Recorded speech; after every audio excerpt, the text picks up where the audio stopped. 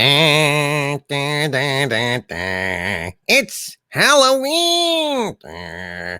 Dictor Van Doomcock, Dictor Van Doomcock, it's Halloween, it's Halloween, Dictor Van Doomcock, Dictor Van Doomcock. Ooh! Wind up your Halloween dominions and doomentites. It's time once again for a Doomcock Halloween, a special edition of Friday Night Frolics on Thursday afternoon. Specifically for all my UK listeners who are viewing sundown at this moment with trepidation and fright. I am Dictor Van Doomcock, in case you just wandered in here by accident, and we are going to have a little bit of Halloween fun with a Thursday afternoon edition of Friday Night Frolics. That means that in all likelihood, there will not be a Friday Night Frolics tomorrow, although I might do a short one. We'll see.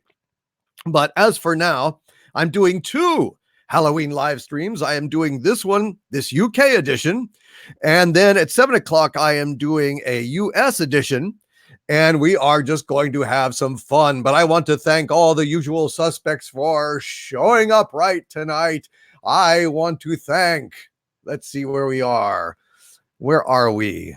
I have lost track. Okay, so we've got Big Red Bullfrog, Josh and Rebecca Amamani, Michael Keller, A Nutter, Juan Crespo, Eric Fisher, Andy Morley, Sentient Dildo, Maverick MX, Lucy, meow, Red Monarch, Starry-Eyed Girl, Rudyard Olnick, Abby Olace, Caleb P. Walden, Pleasant Valley Picker, C.A., Isildur's Bane, Euler Greg, Mark the Infinitely Tired, Robert Slakes, Jason Howell, Eluvrian, Imikara, Bionic Belly Button, Eric Hawk, The Kelvington, Keck 44, Kim Anderson, Jason Howell, Robert Slakes, Thomas Preston, Fourth Drawer Down, Red Monarch, Hecate's Daughter, What is the Matrix, Surly Unicorn, Fausto Solis, Derek McManus, 4K Omega Ash, Mary Ashmead, our Wrench Wench Extraordinaire, Hail Mary Ashmead, Daniel Krantz RF,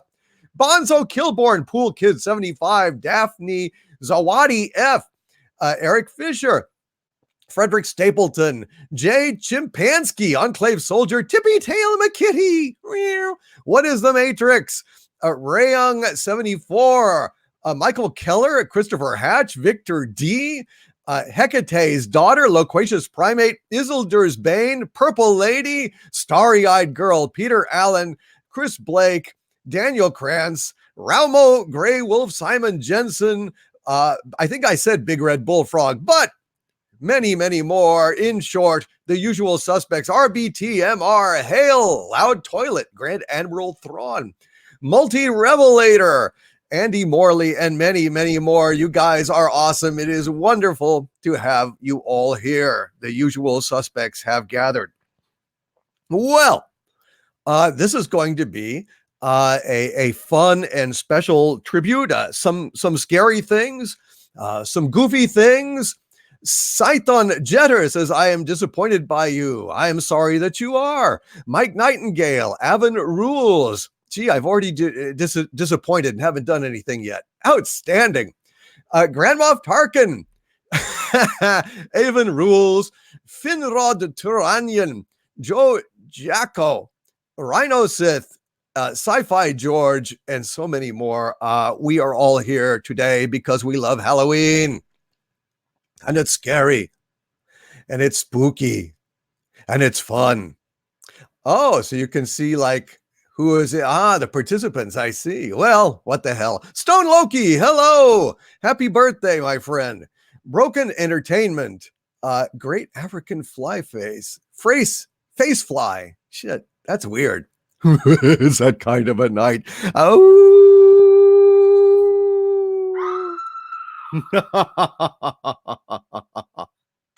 Oh, excuse me. Well, let us now get into some special stuff. I have written just now literally just 30 minutes ago, I decided to write a little song for Halloween, based on a tune that we all know and love, and I think you're going to like it. I hope you will. And it's the first time I've ever sung it since I just wrote it 30 minutes ago. So, your mileage may vary. But to get things to a rousing start, I'm going to go ahead and sing for the first time, What Do We Do with a Trick-or-Treater?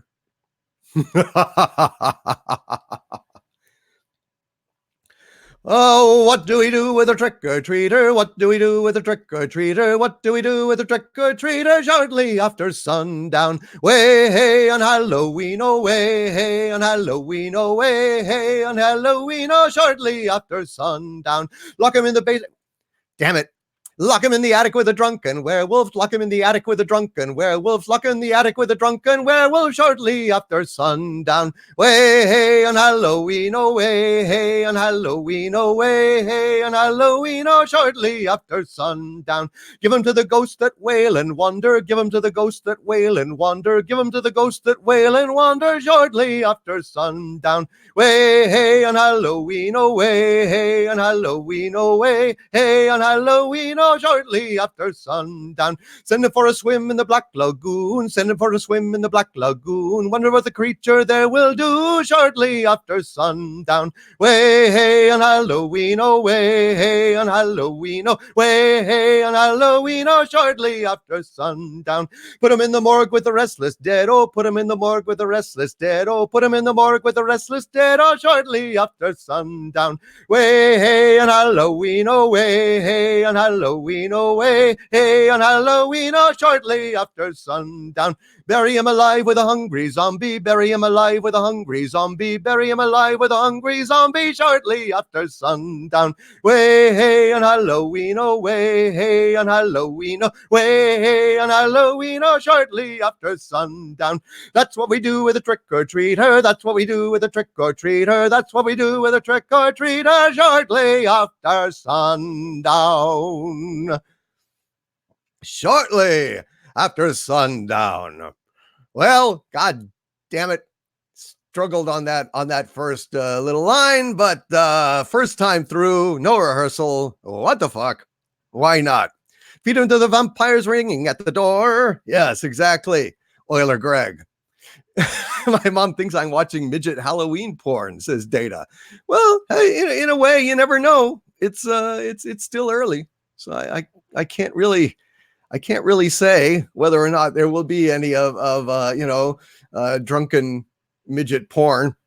I tend to doubt it, as I don't think there are any drunken midgets about, or little people as they are more properly called. However, one never knows, does one? Well, let's go to some of our super chats here. I don't want to keep folks waiting. We've got Psycho Dwarf 9 with a $5 super chat. Hail Psycho Dwarf 9, who says, sigh, it's 22 degrees and the grounds guys have yet to turn off the sprinklers. Brilliant. Absolutely brilliant. Have yourself a frosty little Christmas on October 31st.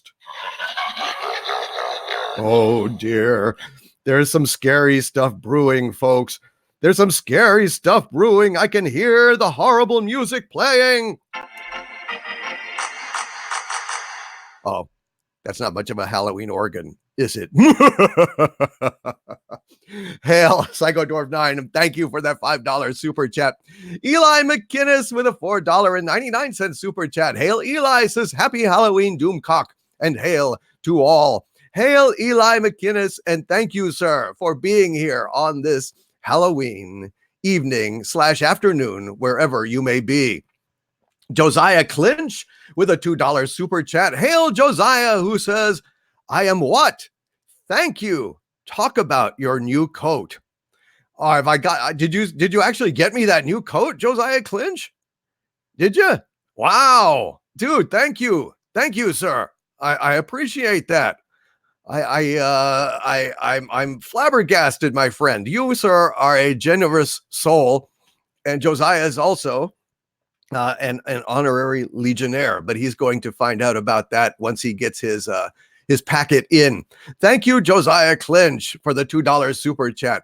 Aditya Singh with a £5 super chat. Hail Aditya, says, Happy Halloween, Lord. Your Legionnaire stands ready. Thank you, Aditya Singh, one of my newest Legionnaires of Doomcock at patreon.com/Doomcock.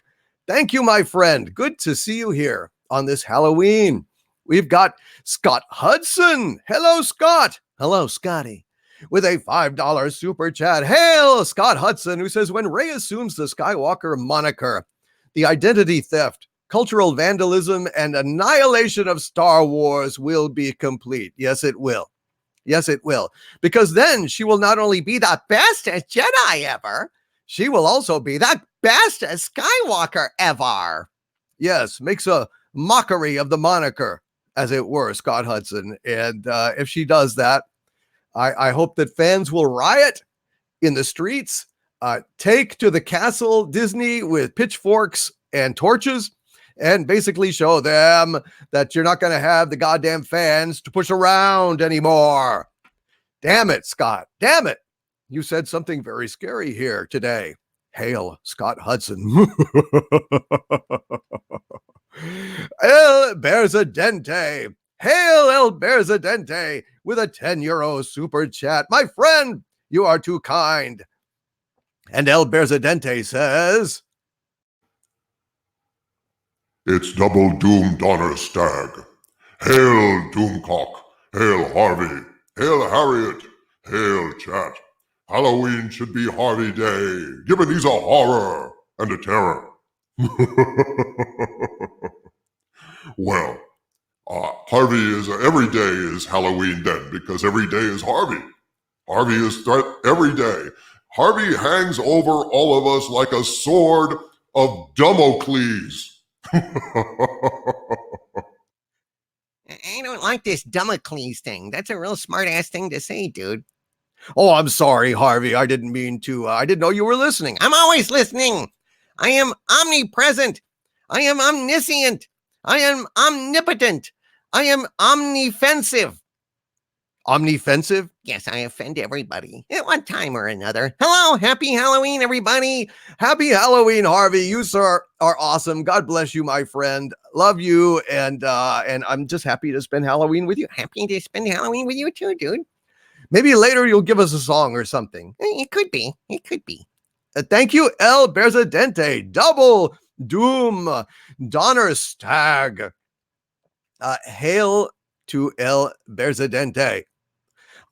Josiah Clinch is in the planning stage. Yes, Josiah Clinch and his mother are basically working to help me to have a version of my tunic that I can travel with.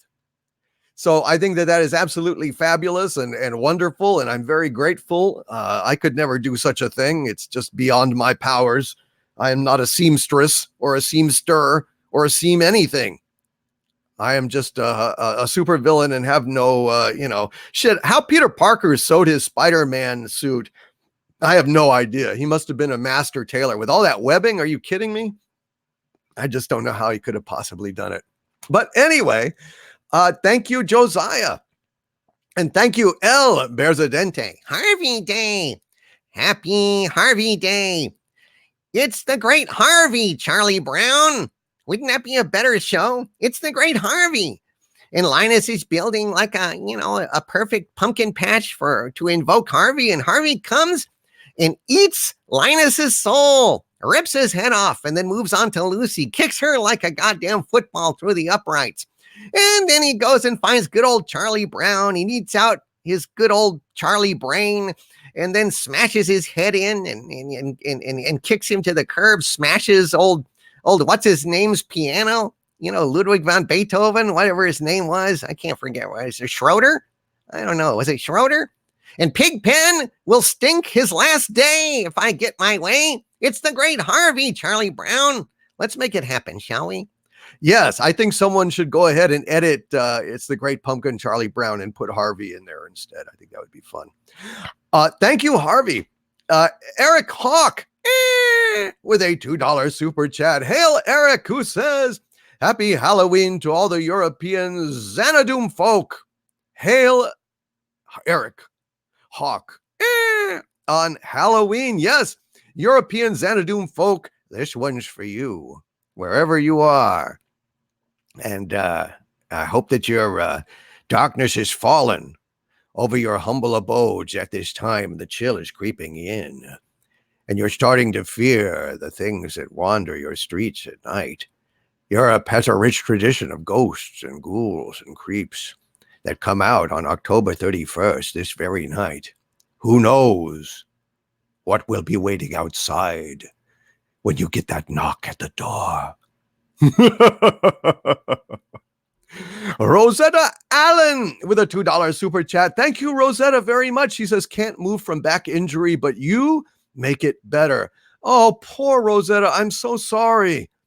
I hope that you're just resting and it's just going to take you a while. But I really hope that you get much better, Rosetta Allen, and I hope that you get better soon. And I will try not to scare you too horribly tonight with my Halloween stories. I've got some true scary Halloween stories to share with you later. And I'm going to go ahead as per a request and read The Raven. I do that every year, and I have had a request to do that, and that's what I'm going to do later on in this broadcast. Thank you, Rosetta Allen. Aditya Singh with a 10-pound super chat. Hail Aditya again, who says, Overlord DVD, I pledge my cursed scimitar to thee and thine. Thank you, Aditya Singh. I could definitely use your cursed scimitar. I've got a lot of cursed people that need to be smitten with a cursed scimitar. A cursed Kathleen Kennedy, cursed Ruin Roundhead, cursed Jar Jar Abrams, a cursed scimitar might banish them back to their hellish dimensions of cinematic destruction. It's possible. It's possible. One can only hope. Hope and dream and pray. Thank you, Aditya Singh, with an ally such as you, my friend. How can I go astray? Tippy Tail McKitty with a $2 super chat. Hail Tippy Tail McKitty, who looks like my beloved Lola. And Tippy Tail McKitty says, Hail Overlord Doomcock and Harvey. And it should be Hail to Harvey and Overlord Doomcock. Not the verse. I mean, you're getting the star confused. Harvey is the star, and Overlord Dictor Van Doomcock, he's the sidekick. No. I'm basically the Larry Sanders, and you are Hank. You're Hank Kingsley. Hey now, you're screwed. No, you are, dude. I'm Larry Sanders. Does these pants make my ass look fat? Hey now, that's all I know what to do with Hank. Well, that's all he ever did, really. Thank you, Tippy Tail McKitty. Bionic Belly Button with a $5 super chat. Hail, Bionic Belly Button. Who says, Hail to the Doomcock world premiere. I think she's got umlauts over the O. Doomcock world premiere. It was fantastic. Happy Halloween. Happy Halloween. Bionic Belly Button. The Rookie Critic with a $2 super chat. Hail, Rookie Critic, who says, Happy Halloween. 67,000 subs. The Legion expands. It's really weird, guys. I don't know what the hell YouTube did to my subscriptions. They took away, this is the weird part, okay? They took away 500 subs, okay? And right now, the most current number that I have on my actually, even with the 500, it is 67. Well, I I didn't know. Thank you. I did not know. You broke the news. I thought that I was, well, thank you. Thank you very much, the Rookie Critic, who broke the news to me that I had hit 67,000 subs. All right, Rookie Critic, thank you. The crowd goes wild. That is fantastic. Well, that makes up a little bit for the Astros losing last night so pathetically. Jesus Christ. That was a heartbreaker. That was a heartbreaker for sure. But what the hell? There's always next year, right? Yeah, there's always a next year, and I guess we'll.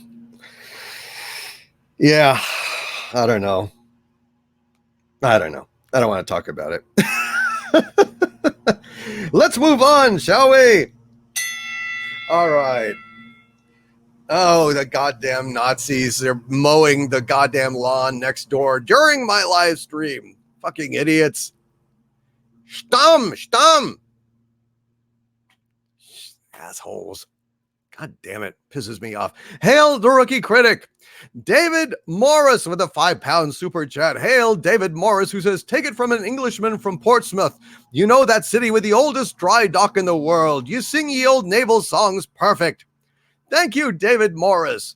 Of course, that was not an old naval song. That there was a trick-or-treat song. Oh, what do we do with a trick-or-treater? What do we do with a trick-or-treater? What do we do with a trick-or-treater shortly after sundown? I really like that. I was happy I wrote that. For fuck's sake, you goddamn asshole. Move away from my base. You're not even supposed to be mowing close to my base, you idiot. Goddamn asshole. You fucking morons just parked there. It pisses me off. Idiot. And the Kelvington with a $5 super chat. Hail to my Legionnaire, the Kelvington, who says, happy Halloween. Them bones, them dry bones, them bones, dry bones, them bones, dry bones. I hear the word of the Lord. Thank you, the Kelvington. RR with a $1.99 super chat. Hail RR, who says, happy Halloween to all the Rogues Gallery. Yes, RR. Thank you for that super chat, and happy Halloween to all the usual suspects.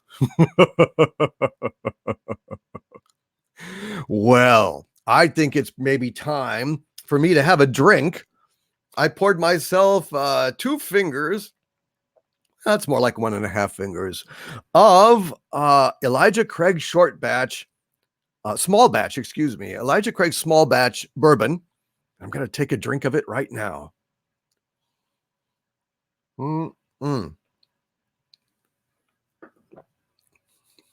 Heavens to Betsy, that's good. Well, let's see. I think I will go ahead and read Edgar Allan Poe's classic poem, The Raven, for you all. And I hope that I do a good job, so by the end of it, you will all be raving about it. But seriously, folks, I don't mean to go ahead and make bad puns on Halloween. I want to go ahead and give you guys a beak from all the bad humor. Yeah, right. Yeah, you'll be raving about it, even though I haven't rehearsed it, and I'm just gonna go ahead and now, I don't know, wing it. All right.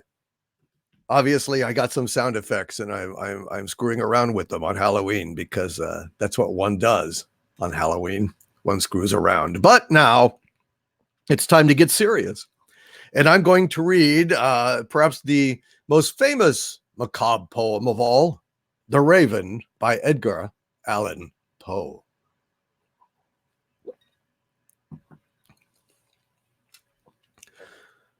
Once upon a midnight dreary, while I pondered weak and weary over many a quaint and curious volume of forgotten lore, while I nodded, nearly napping, suddenly there came a tapping, as of someone gently rapping at my chamber door. "'Tis some visitor," I muttered, tapping at my chamber door. "Only this, and nothing more." Ah, distinctly I remember, it was in the bleak December, and each separate dying ember wrought its ghost upon the floor. Eagerly I wished the morrow, vainly I had sought to borrow from my books surcease of sorrow, sorrow for the lost Lenore, for the rare and radiant maiden whom the angels name Lenore. nameless here forevermore. And the silken, sad, uncertain rustling of each purple curtain thrilled me, filled me with fantastic terrors never felt before, so that now, to still the beating of my heart, I stood repeating, "'Tis some visitor entreating entrance at my chamber door. Some late visitor entreating entrance at my chamber door. This it is, and nothing more." Presently my soul grew stronger, hesitating then no longer. "Sir," said I, "or madam, truly your forgiveness I implore. But the fact is I was napping, and so gently you came rapping, and so faintly you came tapping, tapping at my chamber door, that I scarce was sure I heard you. Here I opened wide the door. Darkness there, and nothing more. Deep into that darkness peering, long I stood there wondering, fearing, doubting, dreaming dreams no mortal ever dared to dream before. But the silence was unbroken, and the stillness gave no token, and the only word there spoken was the whispered word, "Lenore." This I whispered, and an echo murmured back the word, "Lenore." Merely this, and nothing more. Back into the chamber turning, all my soul within me burning. Soon again I heard a tapping somewhat louder than before. "Surely," said I, "surely there is something at my window lattice. Let me see then what thereat is, and this mystery explore. Let my heart be still a moment, and this mystery explore. 'Tis the wind, and nothing more." Open here I flung the shutter, when, with many a flirt and flutter, in there stepped a stately raven of the saintly days of yore.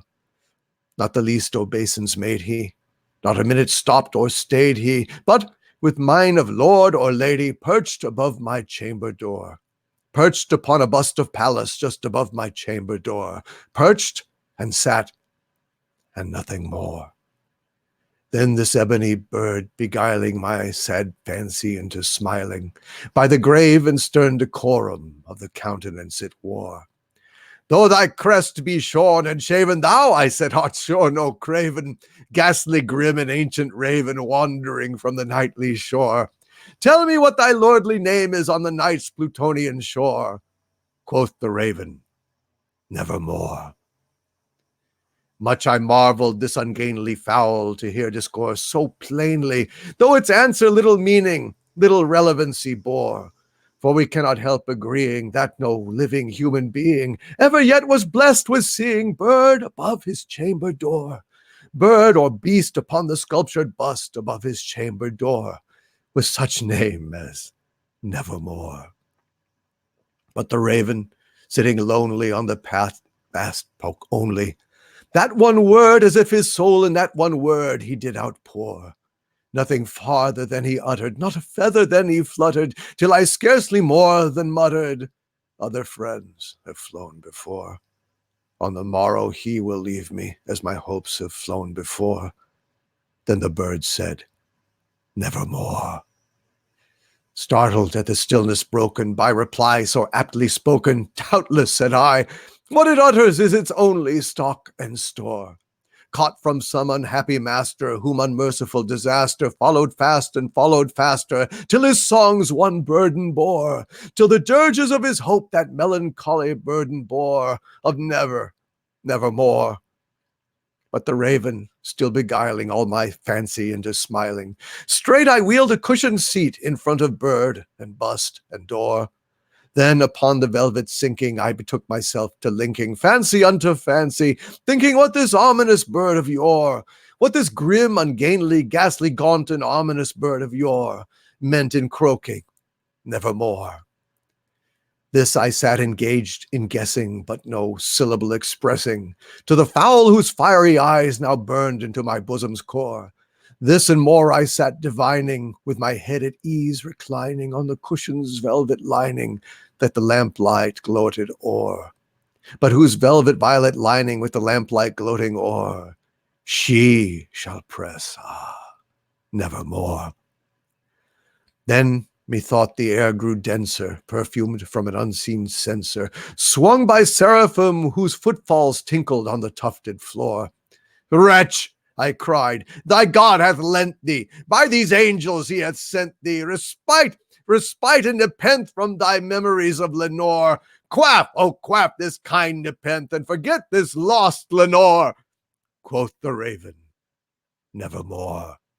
Prophet, said I, thing of evil, prophet still, if bird or devil, whether tempter sent or whether tempest tossed thee here ashore, desolate yet all undaunted on this desert land enchanted, on this home by horror haunted, tell me, truly I implore, is there balm in Gilead? Tell me, I implore.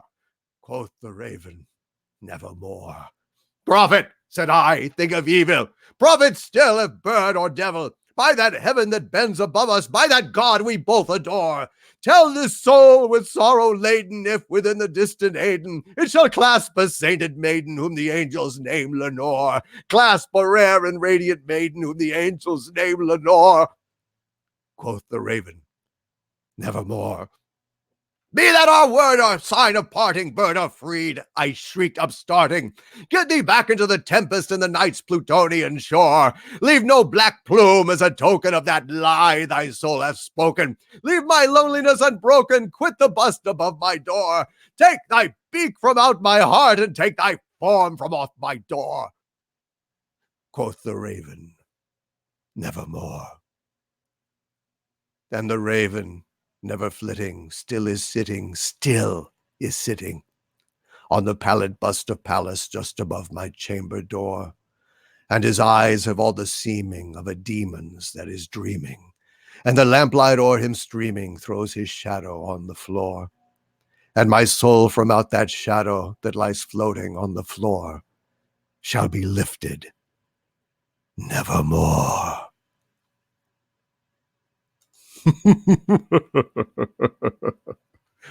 Well, is there balm in Gilead?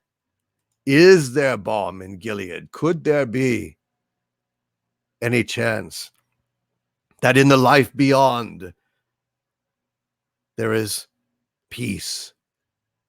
I guess we shall see what we shall see, for we will all see what lies beyond this mortal veil eventually, but hopefully not tonight.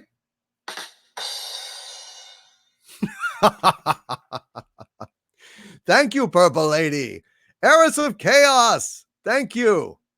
Abby Olays, JG, D. Lunar Fox, Clip, Lori Roberts, Spike in Madness, Fourth Drawer Down, Surly Unicorn, Bionic Belly Button, Mary Ashby. Thank you all so very, very, very much.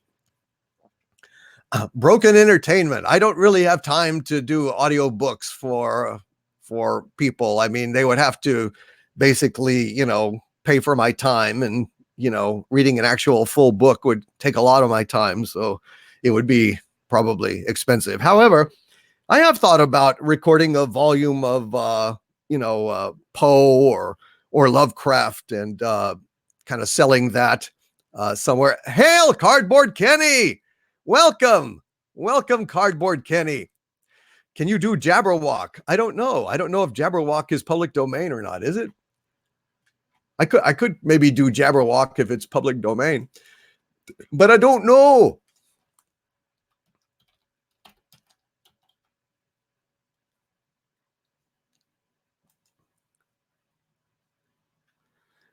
Oh, 1971. The Jabberwock. Yes. I guess I probably could. I'll do that a little later. How's that sound? All right. I think I earned myself another drink, putting up with trying to do the Raven while some asshole Nazi is mowing his goddamn lawn right outside. It just drives me fucking insane. But what can I do? Hail to all of you. Thank you for putting up with me. I'm having fun. I hope you guys are too. I'm going to take a drink. Cheers.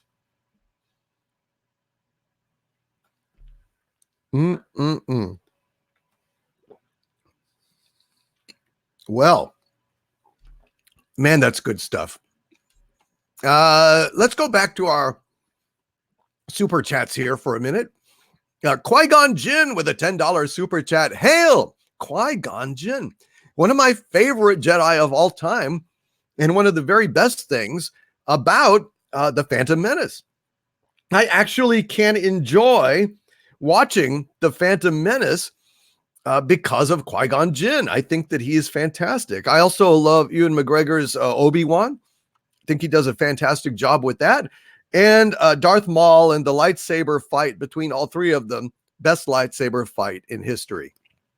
So, I have a lot of love for the Phantom Menace. Yes, it's outstanding. Anyway, Qui-Gon Jinn with a $10 super chat. Thank you, Qui-Gon Jinn, says, Doomcock, my friend. No matter how crappy Disney Star Wars gets, take solace in knowing Kathleen Kennedy, Jar Jar Abrams, and Rian Johnson will not return as Force ghosts when they die. Good.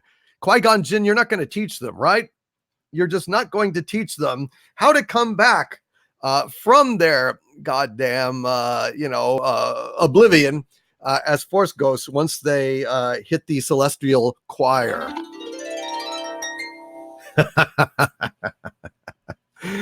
Oh dear, oh dear. Once they're strumming harps up there, they ain't coming back again no more. Damn right they're not. All right, thank you, Qui-Gon Jinn. Criminal imagination. There is no vial I know that compares with criminal imagination. With a $20 Canadian super chat. Hail, criminal imagination. Who says, journalists bragging about Rey.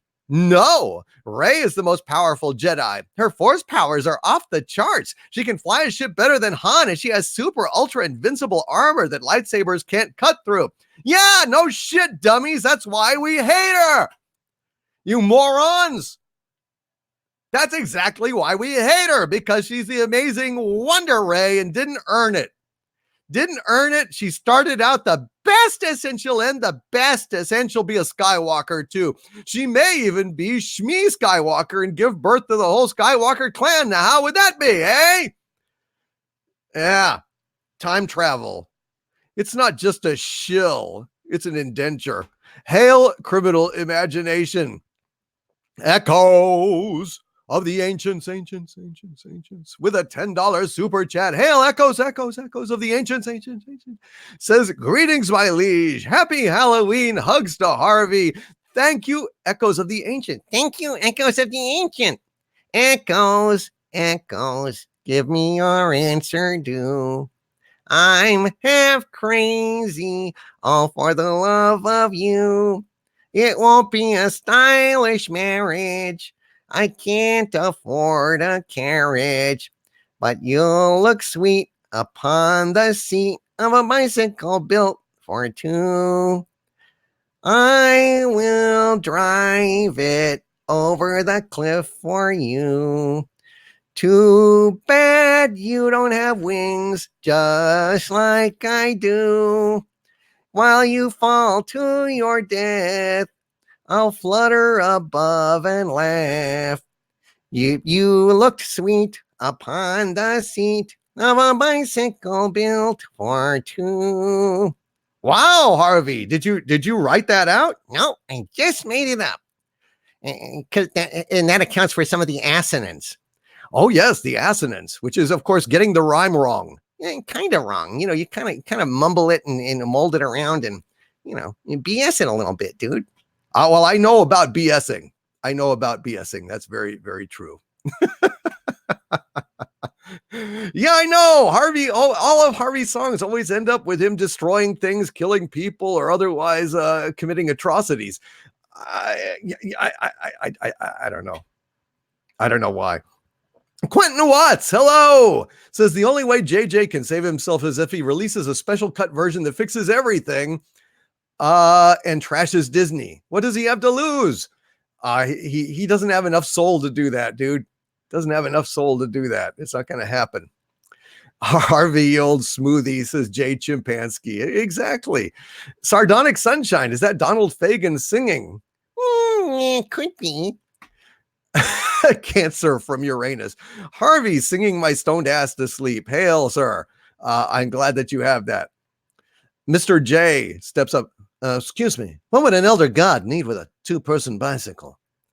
The better to kill you with. Yay, the girls love it. And I drive them off cliffs and then I devour them. You smoothie. I know, I really am. Thank you, Echoes of the Ancients. And don't take Harvey's evil song personally. He's just he's just a bad guy. I'm not bad. I'm just drawn that way. That's right. Thank you, Echoes of the Ancients. Hiroshi Scorer with a 50 Mexican peso super chat. Thank you, Hiroshi Scorer, who says, "Hail, my liege. Hail, Harvey." Quick question for Harvey. What is your favorite anime villain or monster of mass destruction?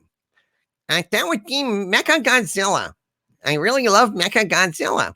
But I also love the Stay Puft Marshmallow Man. It's just he never got enough of a chance to really wreak havoc the way he could have. You know, those joy-killing, soul-sucking Ghostbusters, worthless bastards. It breaks my heart.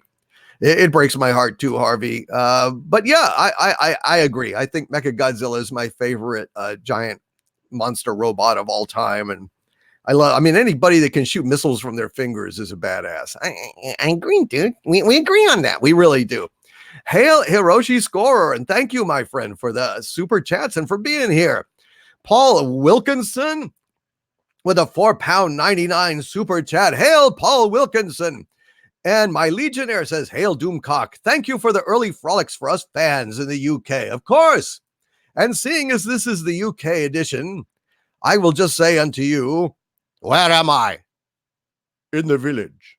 What do you want? Information. Whose side are you on? That would be telling. We want information. Information. Information. You won't get it? By hook or by crook, we will. Who are you? The new number 2. Who is number 1? You are number 6. I am not a number. I am a free man.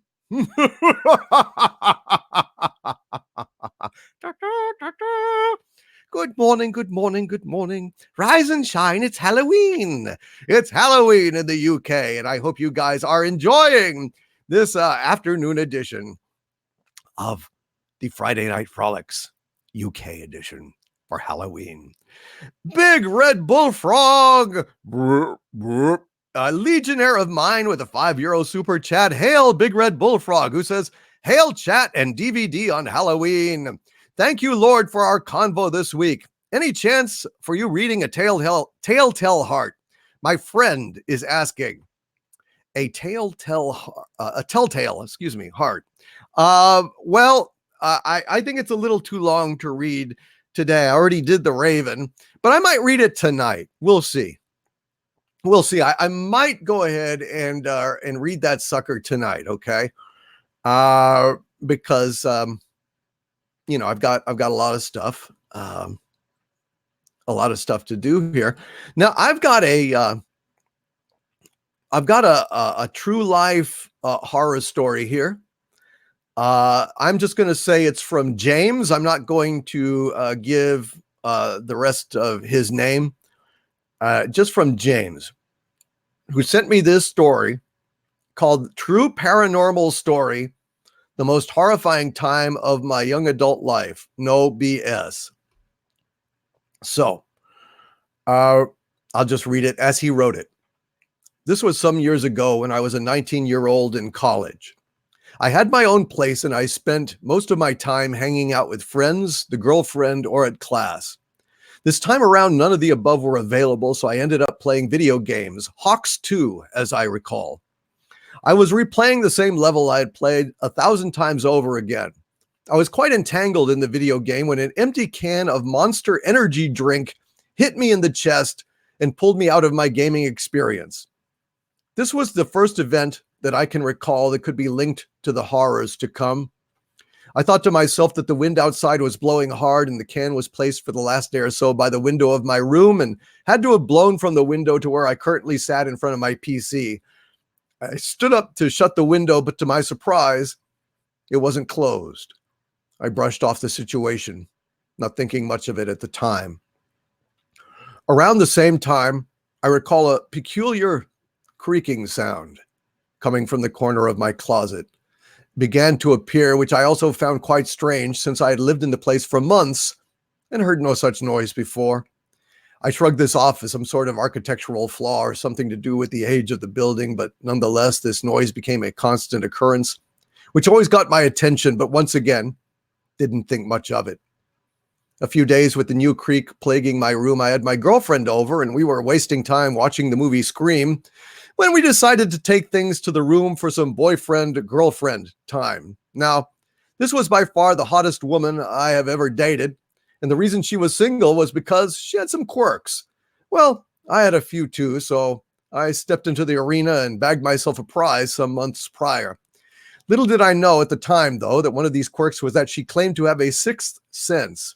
She had a few stories of how she could interact with the dead or sense when they were around, and it just so happens that as we laid in each other's arms, the creak at the top of the closet filled the room. That had caught her attention and totally killed the mood. My girlfriend warned me that there was something in the room with us, and that whatever it was evil. My mind raced back a couple days, and I thought of the can flying off the window and hitting my chest, and I thought that at the time it was best to hold that information from her because, once again, she was hot, I was not, and we were in bed. Little did I know, though, how correct she was, and what had come in the following weeks would forever change my life. Now, some time would pass with little more than a creak happening every now and then, but at this time I had ditched the girlfriend and spent most of my time by myself just in time for the you-know-what to hit the fan. I was once again in front of my PC playing the same game, Hawks 2. And as I did so, I sat with my door open and my mind immersed. That was until I felt a strange sensation begin to come over me. It's hard to explain, but it felt like someone was staring at me from down the hall of my room. At this time, all the action of the game was in front of me, and even my headphones on blasting full volume into my now tinnitus-plagued ears, but whatever had demanded my attention had gotten it. At first, felt as if someone were looking at me, but as I took off my headphones and paused the game, something within me said to stand up and close the door to my room, but a wave of fear soon overcame all thought, and for some unearthly reason I was petrified with fear, as what stood before me did not only stare back, but this entity of some kind moved down the hall and entered my room, filling the air with a heavy sensation, and an uncontrollable fear overcame my body and forced me out of my seat and to my knees, along with an unknown weight that pressed down upon my body. I felt a sensation as if something unseen was trying to penetrate an invisible force that surrounded my body, as thoughts of something whispering in the back of my mind said, "Let me in." I had never considered myself a religious person, but I, as a young man of Mexican heritage, had always had a deep sense of Christianity and tradition in my family. If nothing else, it was something I was exposed to on the holidays. Considering all things, where I was and what was happening to me, I decided to pray. It seemed to be the thing to do at the time. I had prayed to God to rescue me from this, and to my surprise, after several minutes of being attacked by something I could not see, it was as if my prayers were answered. Whatever was happening stopped happening, and the air in the room became less dense, and I felt as if I could breathe again, as if I had come up from underwater to take a deep breath of fresh air. At that time, I thought the worst was behind me, that I could continue with my life, that what had happened in that room was something that I could keep to myself, and for the longest time, I did. What a fool I was, though, thinking that this was the last of all. Some time would pass without further incident. I wrote it off as a freak experience, and that was it. I soon moved out of that place and moved in with some roommates. In the back of my mind, I was more than happy to be done with where I was, but the first day I moved in, I had not finished unpacking when I heard a similar creaking noise coming from the corner of the closet, just like before. Once again, I wrote this off as a similar architectural problem and continued on with my day. Everything was fine, and I was getting along well with my new roommates for a good month or so, all with the creak in the corner as a constant reminder of something that was not in the past, but I was wrong. One day I was sitting once again in front of my PC working on an important school project when I felt a similar feeling, the feeling that I was being watched, but this time it was different. This time it was hostile. I felt like I was at the feet of a giant predator. looking to devour me. The sensation drifted from the closet of my room and placed itself right in front of me. I didn't know what to do or think, and the fear I felt was tenfold what I had felt before. This aura surrounded me and terrorized me until I forced myself to go to sleep, where I thought I would be safe far away from here, drifting to dreamland until the safety of the sun would dawn a new day. Yet as I slept, I awoke in my room in the middle of the night, and I saw my door creak open to pure blackness on the other side. I saw a monstrous creature enter, and as it did, I closed my eyes and tried to move, but my body was stiff and paralyzed as this monster wrapped its arms around my legs and dragged me out of my room and into the pitch black. I tried to yell, to call for my roommates, but my voice was a whisper. No matter how long I could muster up my voice, nearly nothing would come out, and my fate seemed sealed as I was dragged into nothing until I opened my eyes and realized I was dreaming. I was awake in my room and safe. It was a cold night. I was covered in sweat, and I threw the blankets off of my wet body only to be filled with the chilling sensation of the cold night's air pressed upon my sweat-covered body. I made my way to the restroom and dried myself off as best I could as my heart pounded out of my chest. It was around 3 a.m. when I had awoken, and I knew I had to go back to bed. So after some time alone in the restroom, I went back to my room and laid down, but almost as soon as I did, I felt that aura return, that evil, hostile, predatory feeling hover by the side of my bed as I returned to shutting my eyes and praying for sleep, only to return to the same dream again and again and again. Do you know what it's like having the same vivid dream where you wake in the same position you fell asleep in over and over? You can't tell if you're awake anymore or in a dream until the horror starts showing up and you pray it's just a dream. I would love to say this was a freak occurrence number 2 and that was the end of it. Unfortunately, I can't. When the sun eventually rose, I had to drag my tired body out of bed after what I had experienced. It was interesting the next day. The events of the night before would not leave me, but I was expected to go about my day as usual. And I did so not knowing what to do or who to tell, or even if there was anyone to talk to about this. Like clockwork, when the sun went down, the darkness came to life. I suffered for God knows how long at the hands of this entity. I could not tell you if it was a month or a year. Every single night was near identical and all suffering. I remember looking out every day as the sun would set and feeling as if a new life of a tormented slave would begin as the sun would set. It would begin with the familiar creak that would at times be more of a thump, as if someone on the roof had jumped and landed directly in the corner of my closet. It would happen during the day as well, a way for this thing to let me know it was there. But it only got worse than that at night.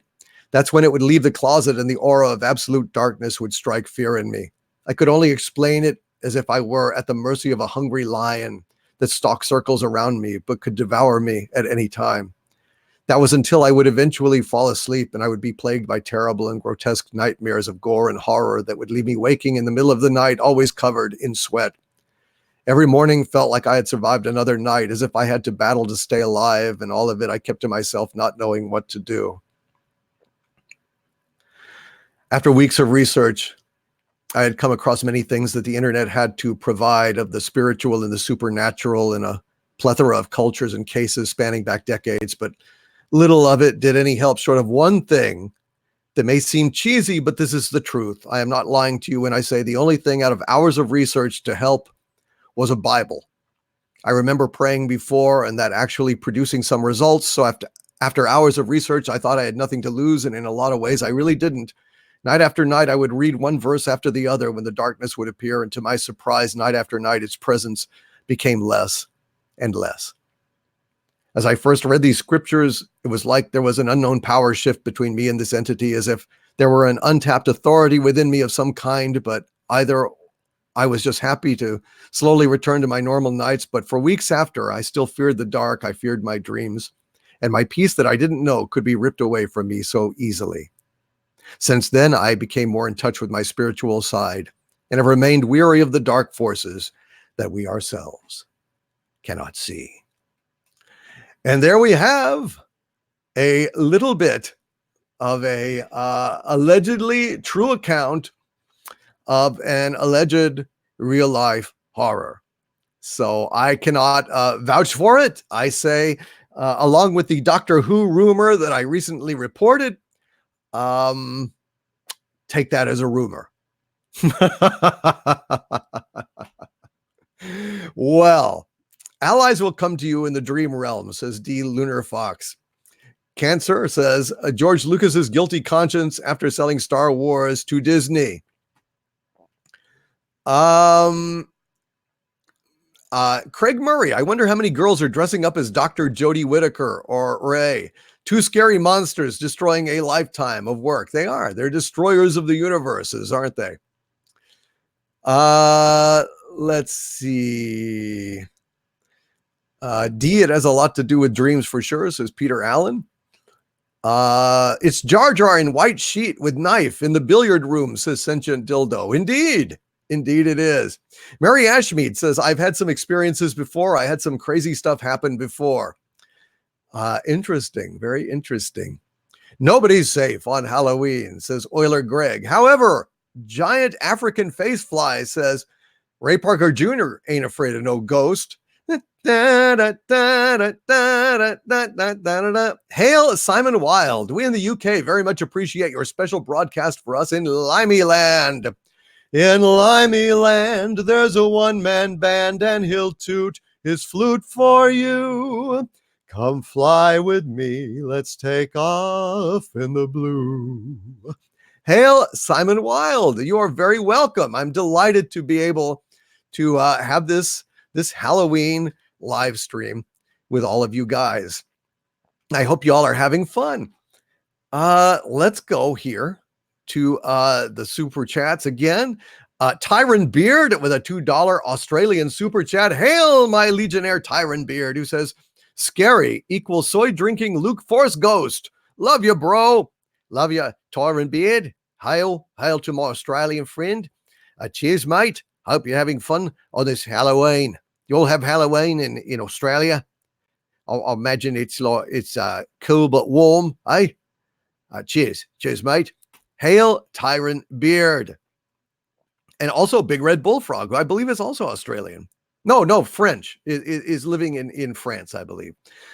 Abby Olace, one of Doomcock's darlings and my Legionnaire with a $50 super chat. Abby Olace, you are too kind, my dear. Thank you very, very much for that support. And Abby Olace says, candy for the helmet. Toss some in the containment field for Harvey. Kisses, my lord. Kisses to Harvey. Kisses to Abby Olace. Thank you, my dear. I appreciate the candy. It's kind of nice, isn't it? On Halloween, what a racket. You just say, just kind of go out and say, hey, give me some candy. And they do. It's magic. Yes, it's magic. Hail, Abby Olace. You are wonderful, my dear. And your drummer continues to astound. I don't even recognize you when you are drummer. I think that you are just doing an amazing job with that.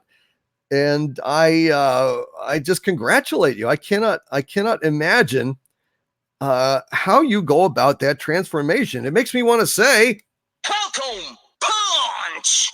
Falcon Punch! That's right. You are Falcon Punch worthy, Abby Olace. Thank you, Abby Olace. Breaker or Brockir. Could be Breaker or Brockir with a $5 super chat. Hail Brockir, who says new Star Wars sucks. Even if they were original movies that didn't defile Star Wars, they would still suck. Also, drink Lagavulin 16. Lagavulin 16. I've never heard of Lagavulin 16. But I sure would probably like it. I do like my scotch. There's no doubt about it. I do like my scotch. Thank you very, very much, Brakir. And again, Abby Olace. Thank you very, very much. That was a hell of a super chat, Abby. Jess Reed with a $2 super chat. Hail Legionnaire Jess. No, thank you, Abby Olace. Harvey, we love you, says Mary Ashmead. Love you too, Mary. Everyone knows it's Mary. and Mary has stormy eyes. All right, enough, Harvey. You can't do that. Jess Reed says, song request from my wife, Beyond the Sea. Well, sadly, Beyond the Sea, hello, Piano Dean. Beyond the Sea is not public domain. Therefore, I could only do the tiniest little snippet. Somewhere beyond the sea, somewhere waiting for me, my lover stands on golden sands and watches the ships that go sailing. Hail, Jess Reed, and hail to your lovely wife. And thank you for your support at patreon.com/doomcock and for the $2 super chat. Criminal Imagination again with a $5 Canadian super chat. Hail, Criminal Imagination, who says, I make it a yearly tradition to listen to a power metal song called Halloween by a band named Halloween. It's 12 minutes of madness and 80s cheese. Well, shoot, that's the best kind, man. I love that. 80s madness and cheese. That's kind of perfect, really, when you get right down to it. I'm Googling the band here. Halloween with Halloween. All right, I will check that out. 12 minutes. It's like the Inagata Davida of Halloween. Not bad, not bad. Thank you, Criminal Imagination. Mary Ashmead with a $5 super chat. Hail Mary, who says, thank you, Doomcock. I'm so glad to be here again, moderating for you again this year. You are the best. Love your reading of Edgar Allan Poe. Thank you, Mary Ashmead. I appreciate that. I wish I had delayed a little longer. If I'd have known those damn Germans next door were going to be mowing their lawn, it would have, I would have delayed. Broke my concentration just the merest bit. It would have been that much better if they had just not mowed their damn lawn while I was doing this. Very annoying. Thank you, Mary Ashmead. And guys, send a little love Mary's way. Type some M's in the chat if you are appreciating her hard work moderating this live stream and making sure that our chat remains a friendly and welcoming place for all. I'm going to take another drink here of water, and then I think I'll take a drink of bourbon as well. That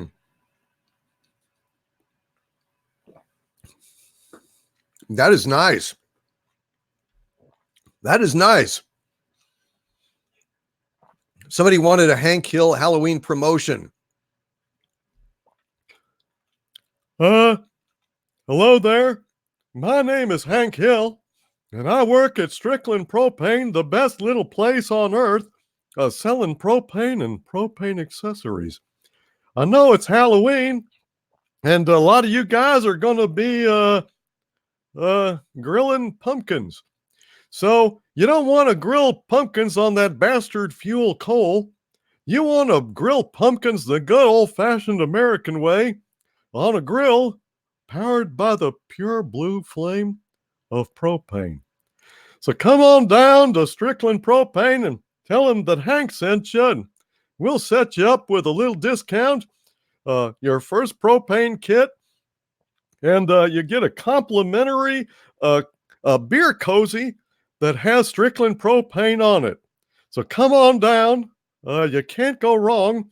And mow your lawn, dadgummit. Be a man. Back to you, Chet. Thank you. Thank you, Hank. Thank you, Mary Ashmead. Cardboard Kenny with a $10 super chat. Hail, my friend Cardboard Kenny. Thank you, my friend. You pop up into my life, and all of a sudden, once again, you're showering me with money and support. Cardboard Kenny, one of my earliest Legionnaires and dear friends. It is so good to see you here. He says, more Lovecraft and happy Halloween, everybody.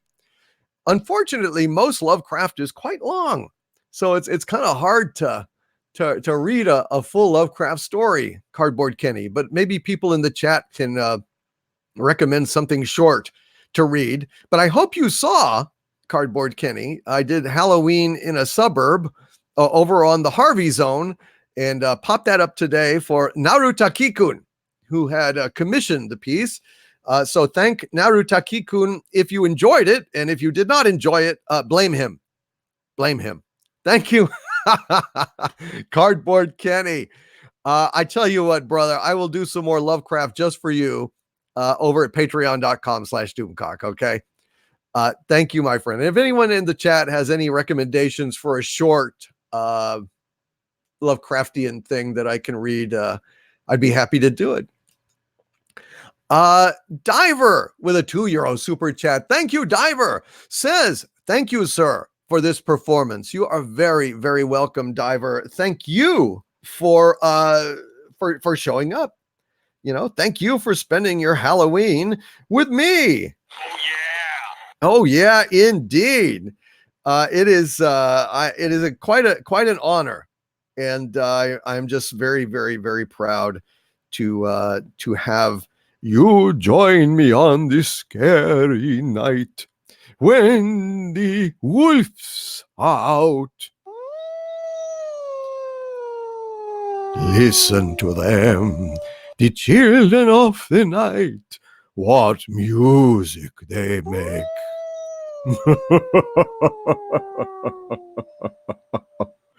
That was kind of cool. Falcon punch. Falcon punch. I love that. I love that. That's one of my new favorite things. Falcon punch. I don't know what that is, but I tell you, I love that out of that. All right. Let's go to Bird O' Prey 5. Kapla, my friend, with a $2 super chat. Hail, Bird O' Prey 5, who says, Happy Halloween, Doomcock and Harvey. Happy Halloween, Bird O' Prey 5. Thank you, my friend, for being here. I appreciate that very, very much. Oh my God, Cardboard Kenny, what the hell, dude? Wow, dude, this is Jesus, $100 super chat from Cardboard Kenny. Cardboard Kenny, dude, you didn't have to do that.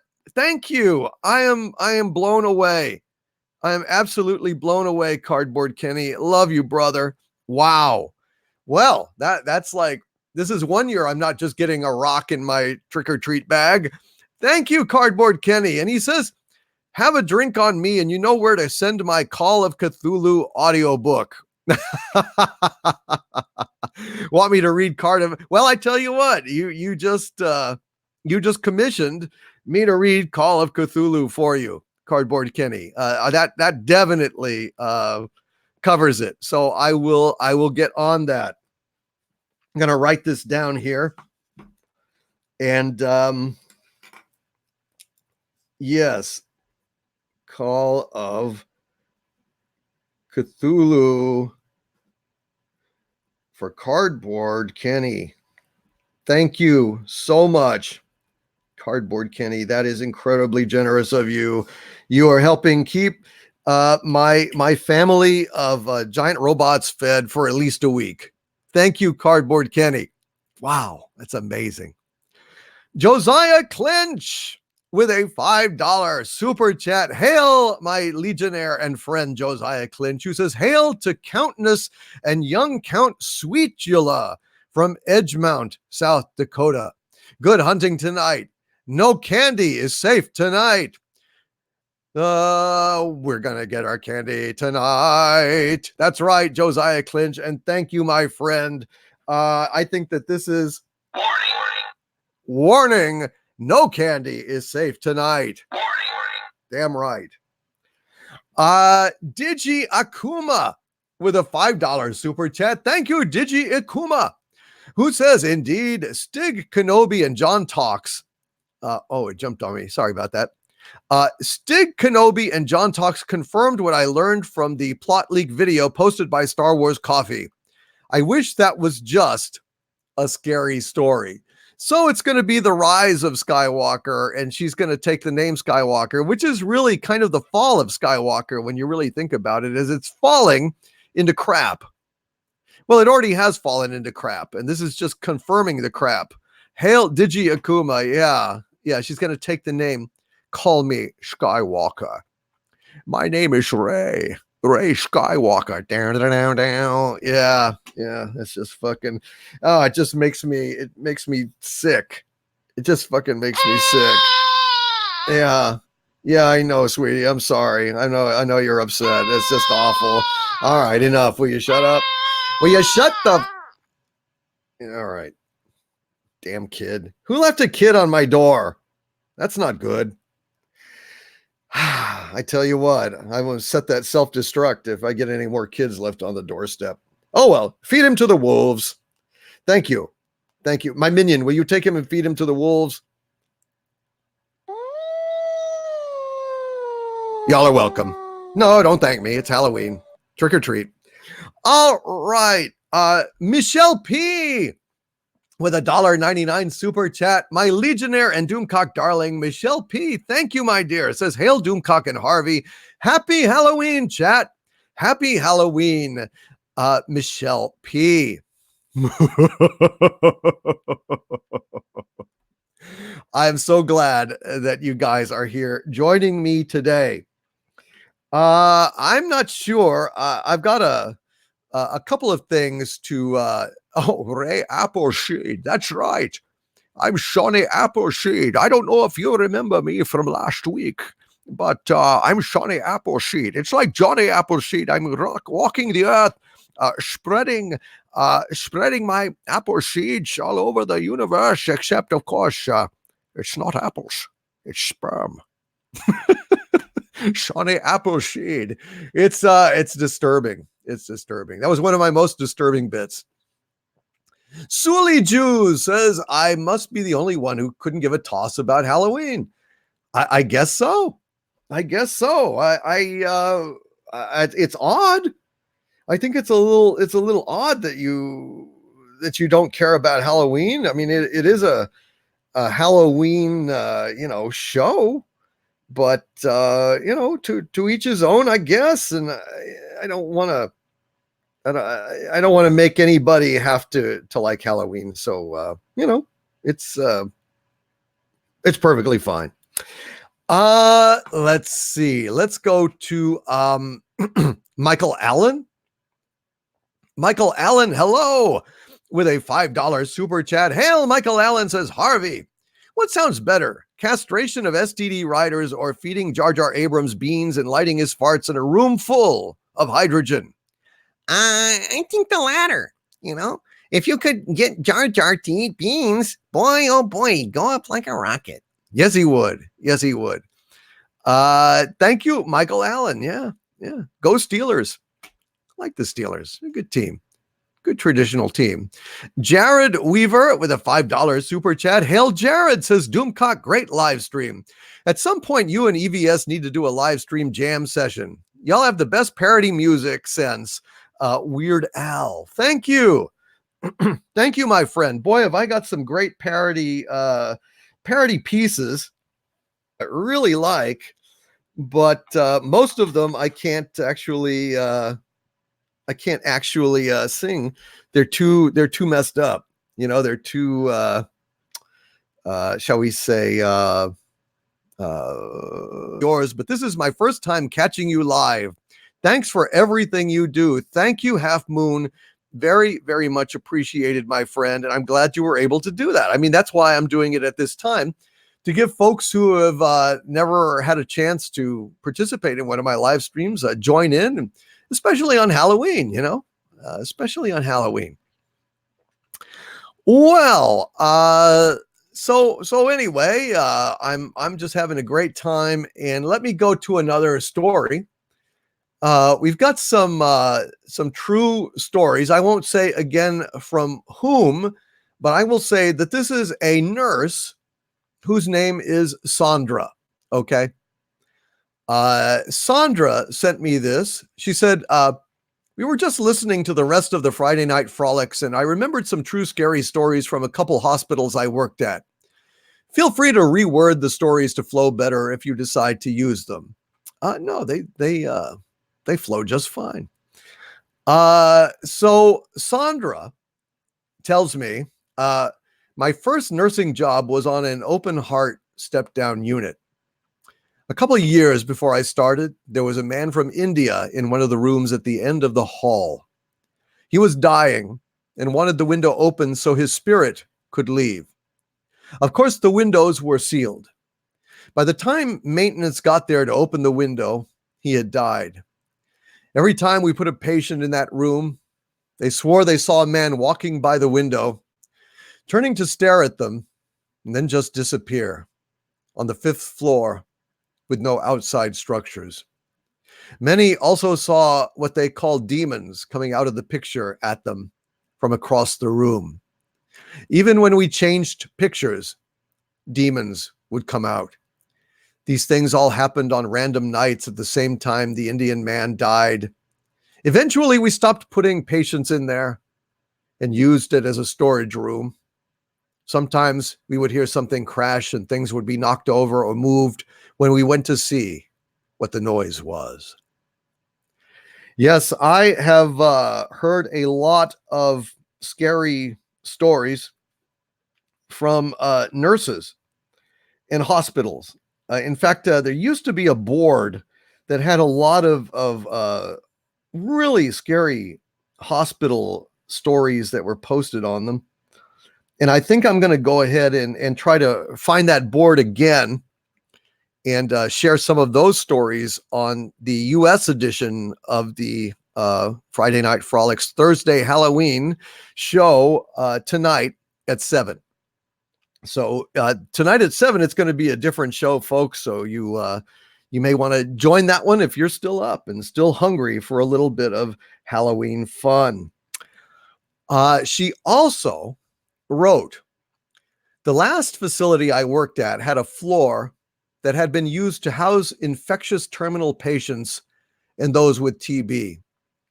A nurse in purple scrubs was seen sometimes walking the hall just to disappear into a wall. Patients who are dying see one of 2 apparitions in addition to the nurse. Some saw a little boy bouncing a ball. He would look at them and ask for a scooter. In life, he was on that floor for a long time. He was promised a scooter and died before he got it. Death usually followed in a couple days and was peaceful. Others saw a tall man in a black coat and hat standing at the foot of their bed. He never said anything, but would walk through the wall when noticed. He was usually seen a couple times, and the death was usually more difficult. At that same facility, the security cameras would pick up a nurse in white walking up to the staff entrance. When she got to the locked door, she just disappeared. There was a camera inside the entry, and it never picked her up. There are more things in heaven and hell that are dreamt of in your philosophy, Horatio. So there you go. There you go. Michael Keller says, what does tonight at 7 read in UTC, Greenwich Mean Time? I don't know, but I think that the UK is basically like 6 hours ahead. So 7 o'clock Central Time would be, I assume, 1 o'clock in the morning for UK time or European time. I know there's many time zones in Europe. I'm sorry. I'm a supervillain. I'm not a time calculator, so I don't know. But listen, you guys, if any of you have good horror stories, true life horror stories, or things that happen to you, could be ghosts, could be aliens, cryptids, whatever you like. If you'd like to send them to me, and I will read them tonight on the U.S. edition, send them to dictorvandoomcock@gmail.com. And I will be delighted to read them tonight if they are appropriate. And UK is 7 hours ahead of New York, says Atomic Half-Lives Matter. Well, that makes absolute sense. Mira J says it's 5:30 a.m. here. I've been up for a while and was supposed to be art streaming for Halloween, but the power went out for a while and I don't want to lose work if it goes off again. Well, I'm glad to have you here, Mira J. Welcome to all my Australian friends, 5:30 a.m. Wow. Wow. Oh, England is 5 hours ahead of Central Standard Time now. They had a time change. God, I hate time changes. God, I hate time changes. That is so annoying. I'm sorry to hear that. I will send you a few Doomcocks, says Mary Ashmead. Absolutely. Oh, I'd welcome that very much. Thank you, Mary. Thank you, Mary. All right. Do aliens become ghosts? I don't know. D. Lunar Fox says, whatever happened to the man who had a conversation with Superman? Well, he was an editor, Julius Schwartz. He was a DC editor that edited Superman, and he was in New York. He was getting a cab, and Superman got in the cab with him, and they had a talk. This is a true story. He swears to God it's true. What does that mean? Well, I think it could have been a tulpa, which could have been a thought form that enters our universe and can assume many different guises, powered by the human mind, by imagination, by desire. There's lots of different reasons for a tulpa to manifest. But I wonder if UFOs and cryptids like Bigfoot and Nessie are all a form of tulpa, you know, things that the mind actually conjures into being briefly before they vanish from this realm. I don't know. I don't know. Hail the Gods says, you are the best. Thank you, Hail the Gods. Ranik Eisenkral, have you tried mead yet or just bourbon? Well, I've tried lots of things, but I don't believe I've ever had mead. 566 viewers.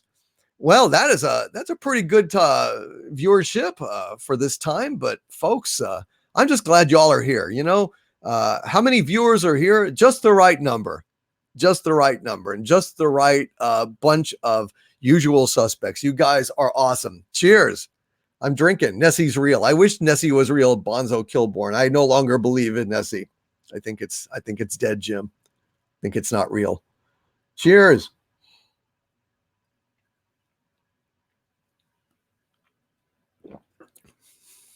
But that Superman thing actually happened. It's true. Julius Schwartz is not a nut. He was the editor for the longest time at DC. So it makes sense if Superman was going to appear to someone, it would have appeared to him. So I had a request to read Jabberwocky by Lewis Carroll. And so I'm going to go ahead and give this a shot. I hope that you guys will enjoy it. 'Twas brillig, and the slithy toves did gyre and gimble in the wabe. All mimsy were the borogroves, and the mome raths outgrabe. Beware the Jabberwock, my son, the jaws that bite, the claws that catch. Beware the Jubjub bird, and shun the Frumerius Bandersnatch. He took his vorpal sword in hand. Long time the Manzome foe he sought. So rested he by the Tumtum tree, and stood a while in thought. And as in uffish thought he stood, the Jabberwock with eyes of flame came whiffling through the tulgey wood and burbled as it came. 1, 2, 1, 2, and through the vorpal blade went snicker snack. He left it dead, and with its head he went galumphing back. And hast thou slain the Jabberwock? Come to my arms, my beamish boy. O frabjous day, Callooh Calais, he chortled in his joy. 'Twas brillig, and the slithy toves did gyre and gimble in the wabe. All mimsy were the borogoves, and the mome raths outgrabe. Boy, I started to sweat bullets halfway through that as I realized that my normal winging it was probably not going to work so well with words that are not actually words.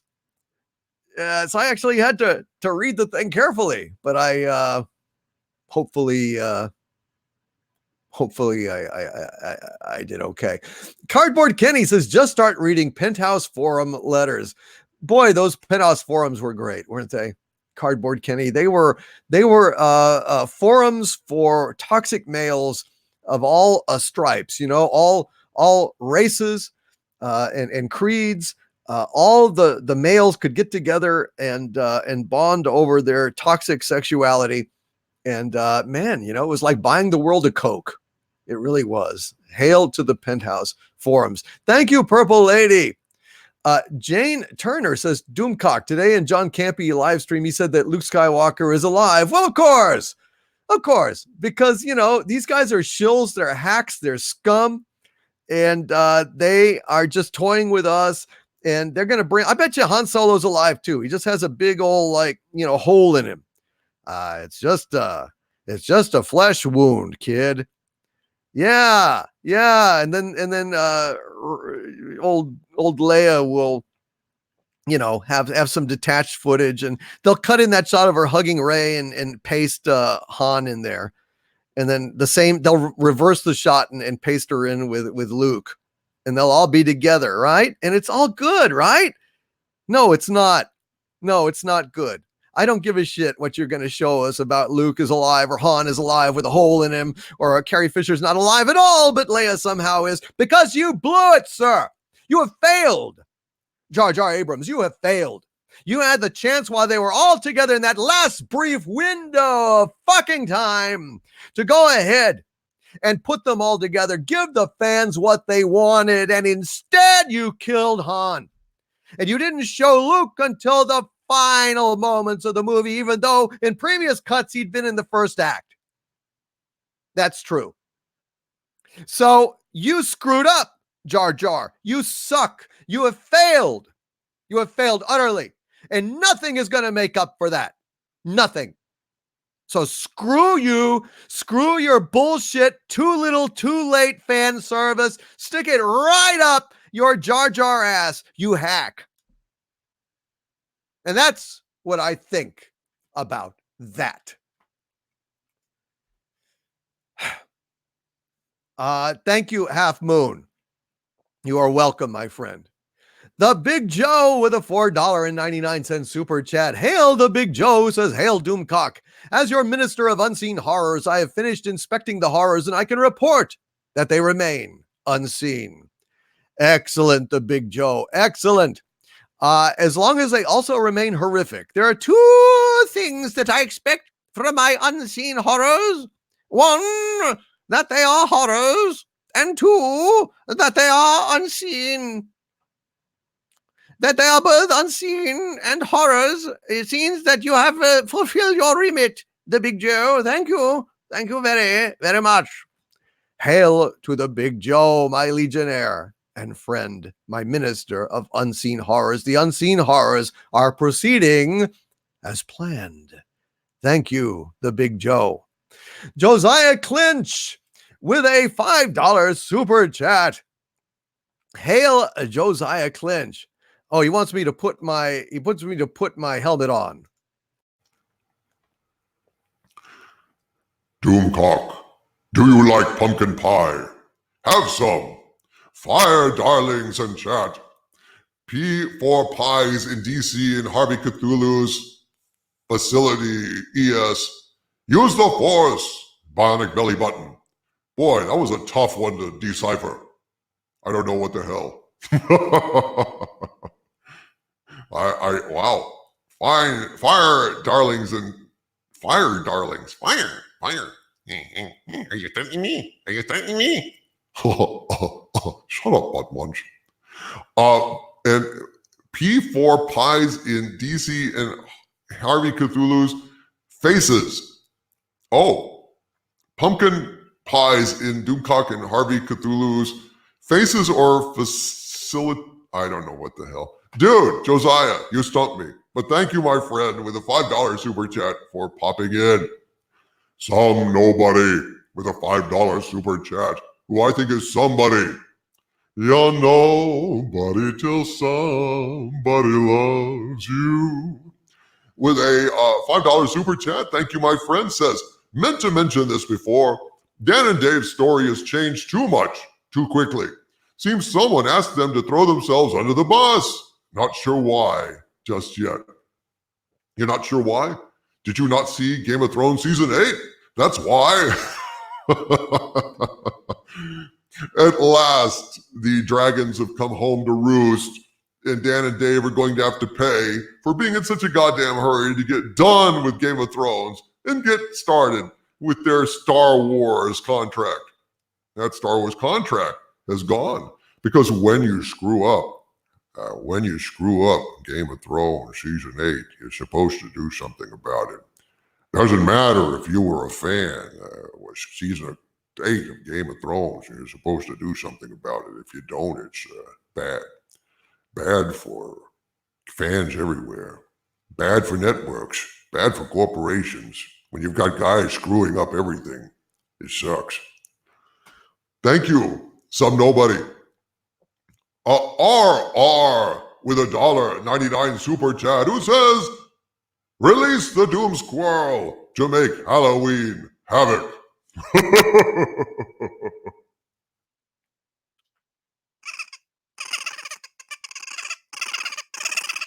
Oh, all right.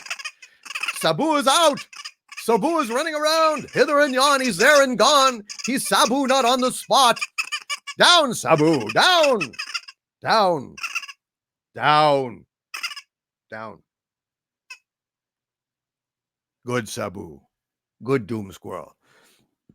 He is released, RR.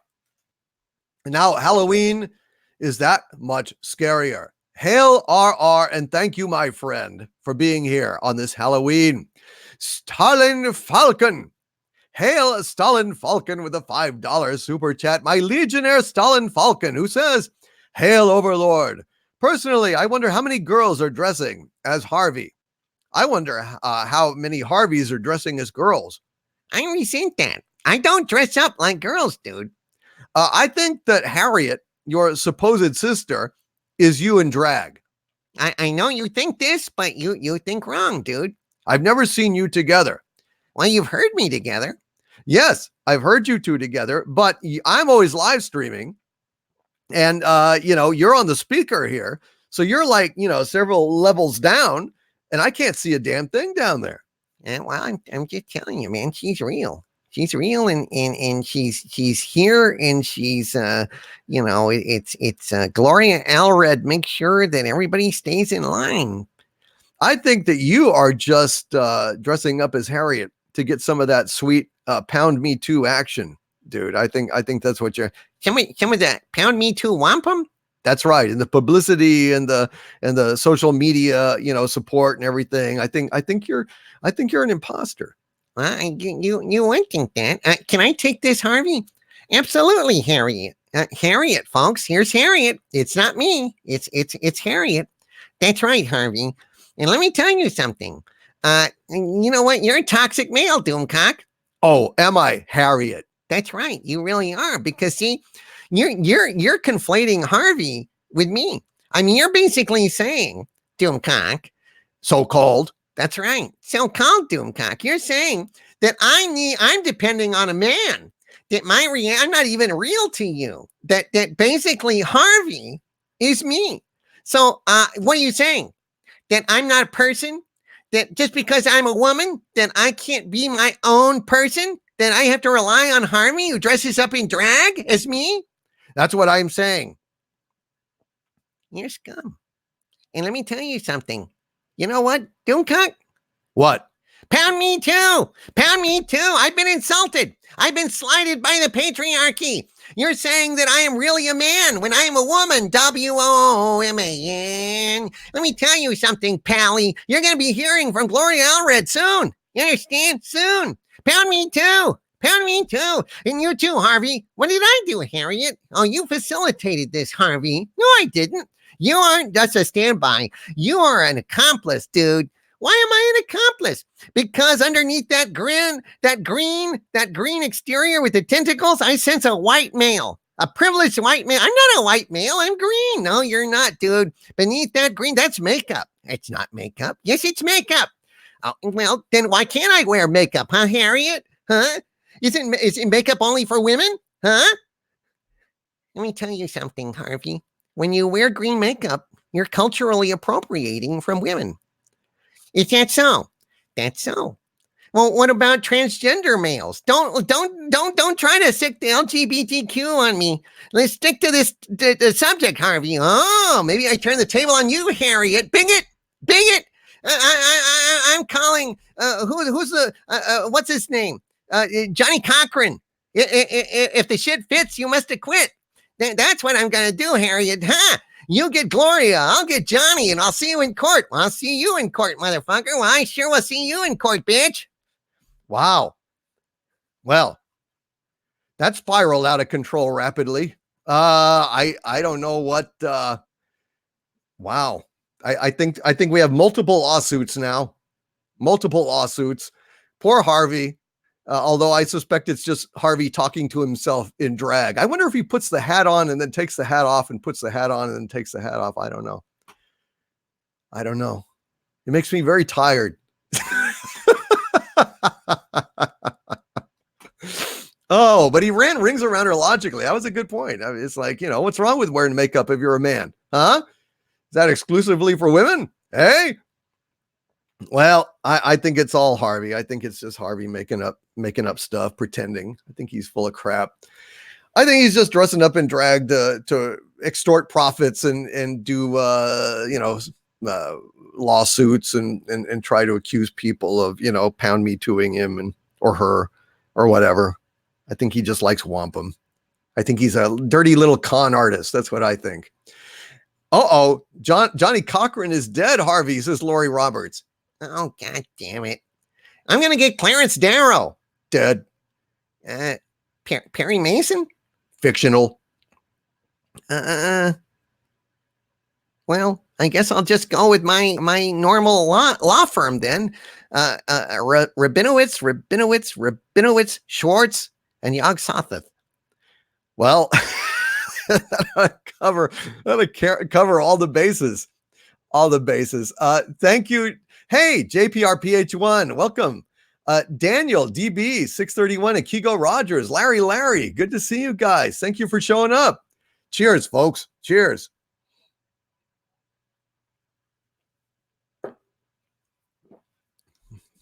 And by the way, tonight, on the U.S. edition of the Halloween Friday Night Frolics Thursday edition, I'm going to have a celebrity trick-or-treaters coming by once again. And it was a big hit last year on Halloween. And I guess that they're probably going to swing by and stop by again.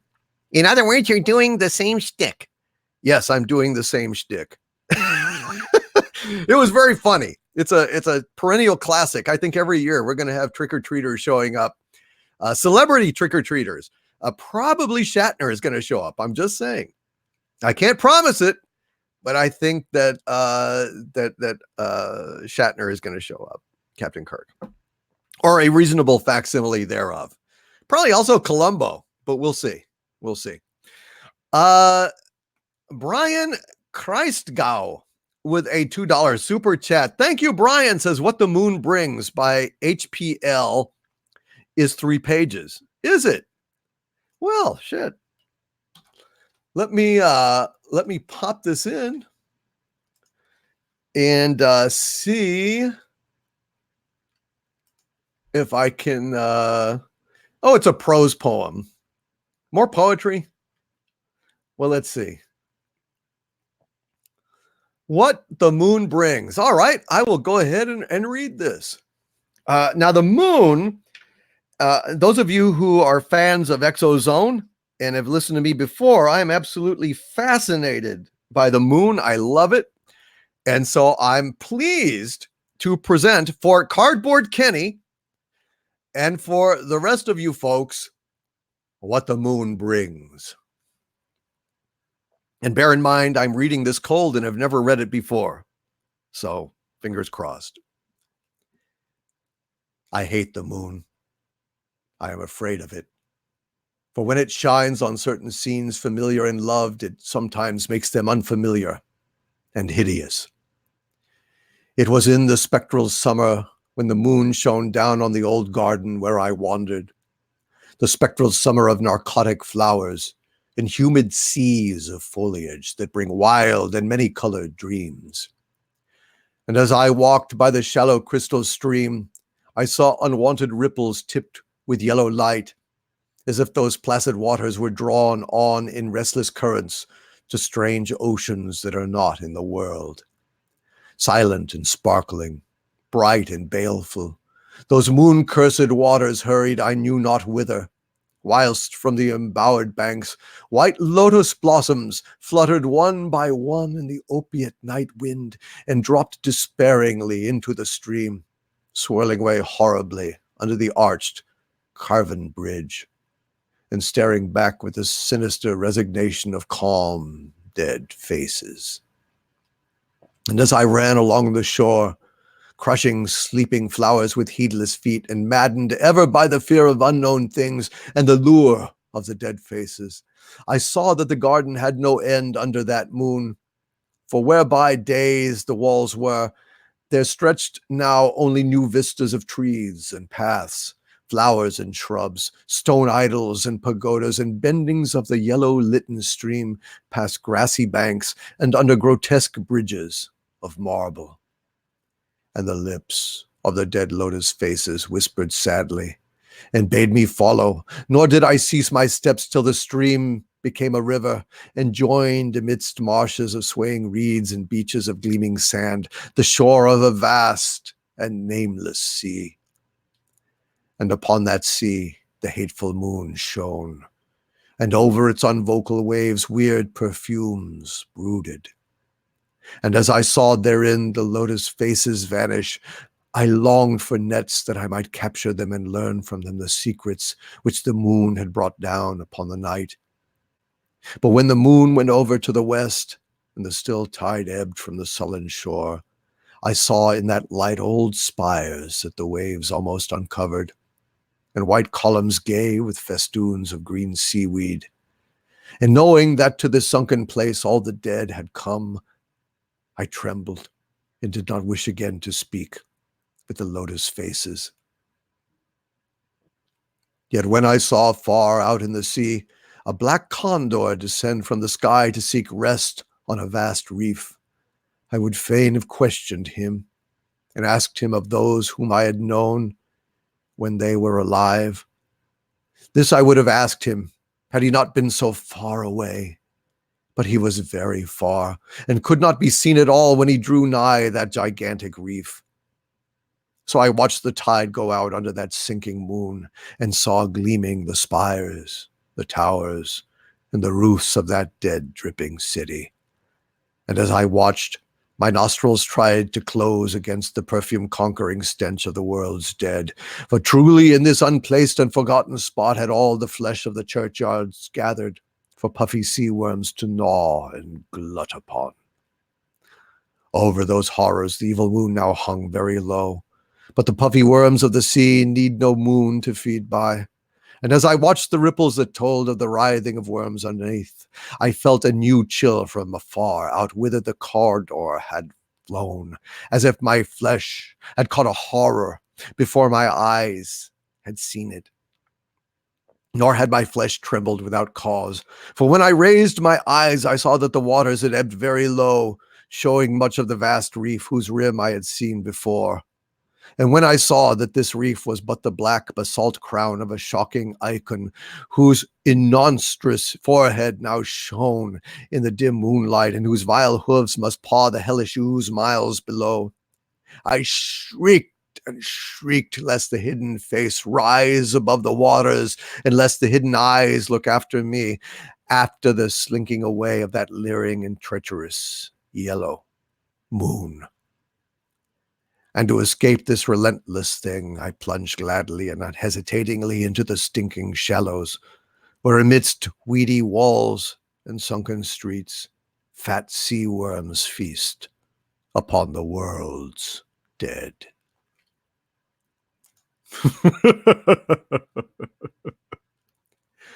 H.P. Lovecraft. Thank you for that suggestion, my friend. I was very, very happy to have read it for you. Brian Kreisgau, thank you. Sir Ruin of House Roundhead with a $5 super chat. Hail Sir Ruin, who says, I'm going to the Ravens Patriot game this Sunday.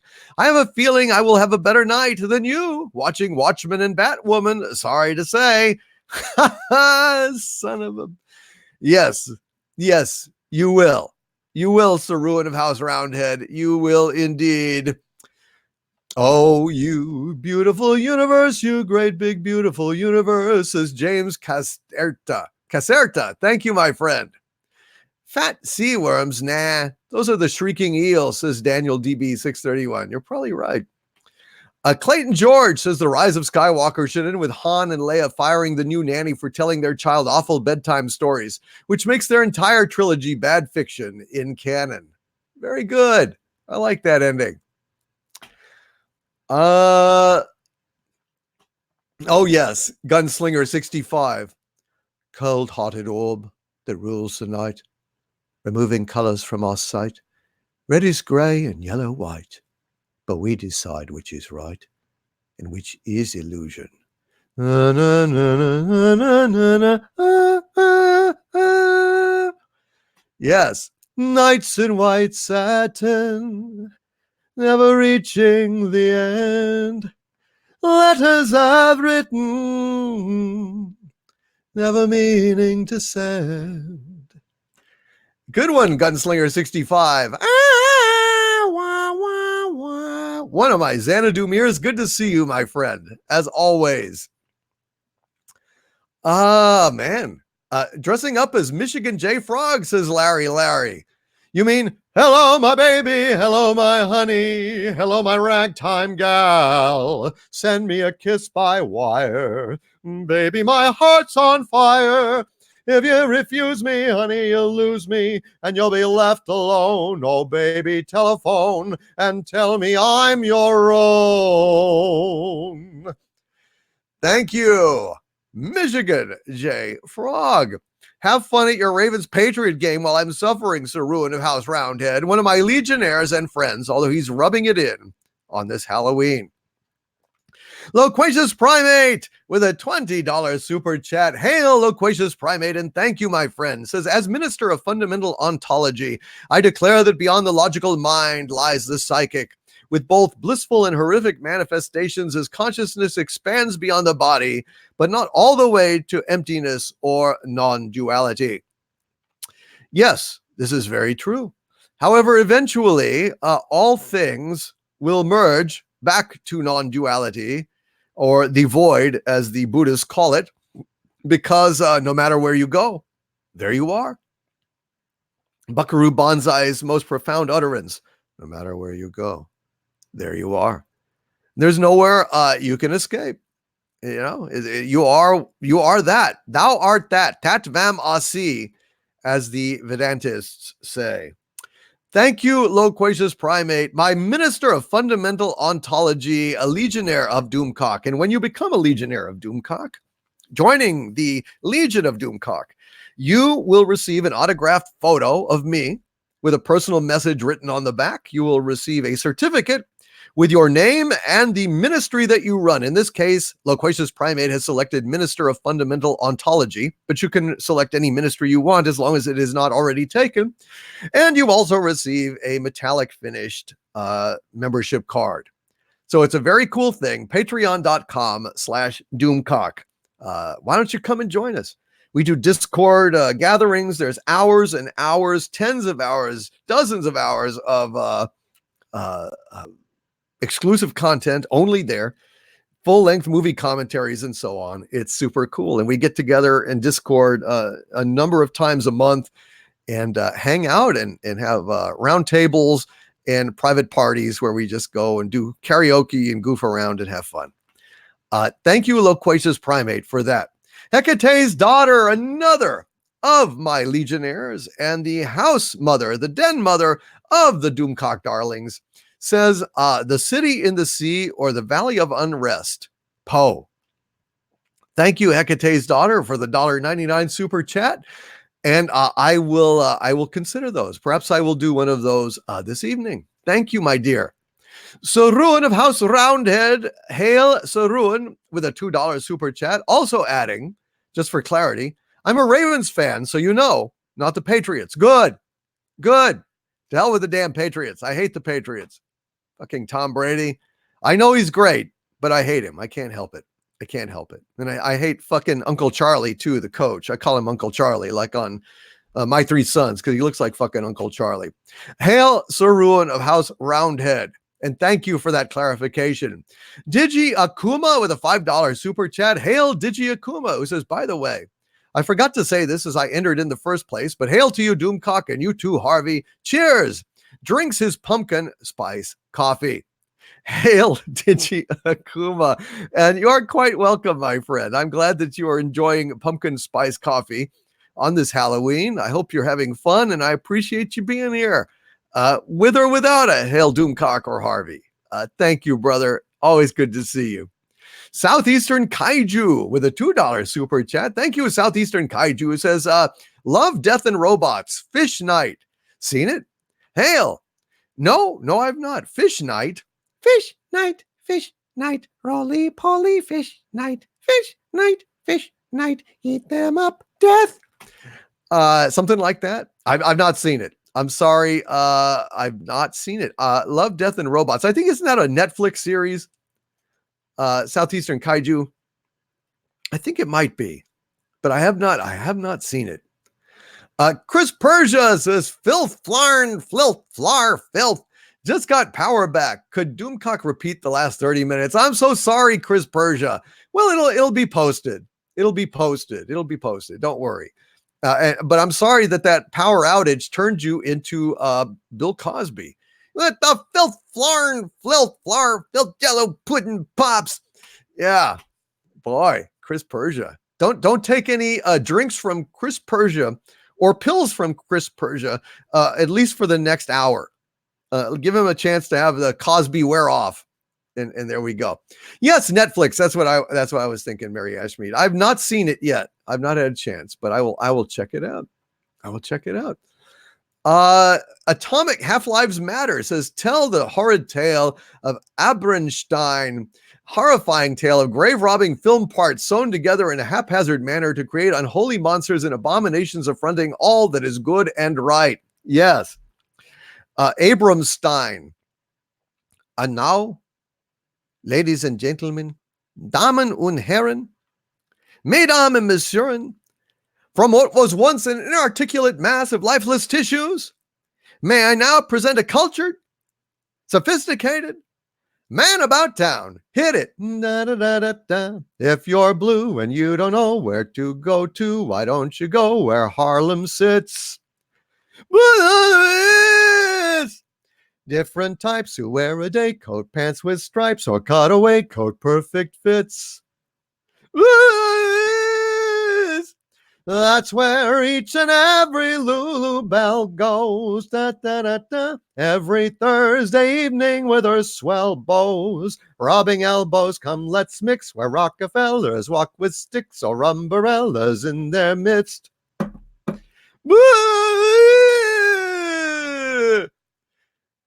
Young Frankenstein.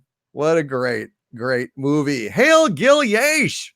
Hail Doomcock. Hail for considering us at the Eastern Hemisphere. You're welcome, Gil. Proud to do it. Happy to do it. Would like to do it more. I got to find another way. I got to find a way to live stream with you guys in the afternoons. You know, maybe we'll start doing it on, Thursdays for a few hours or something. You know, that might be kind of cool.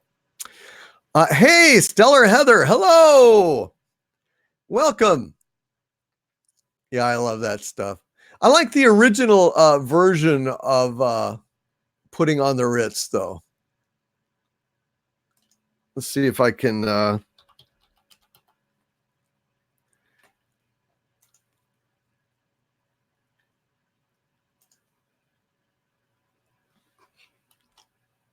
Let's see. What's a particular? It's like most of them are the old ones.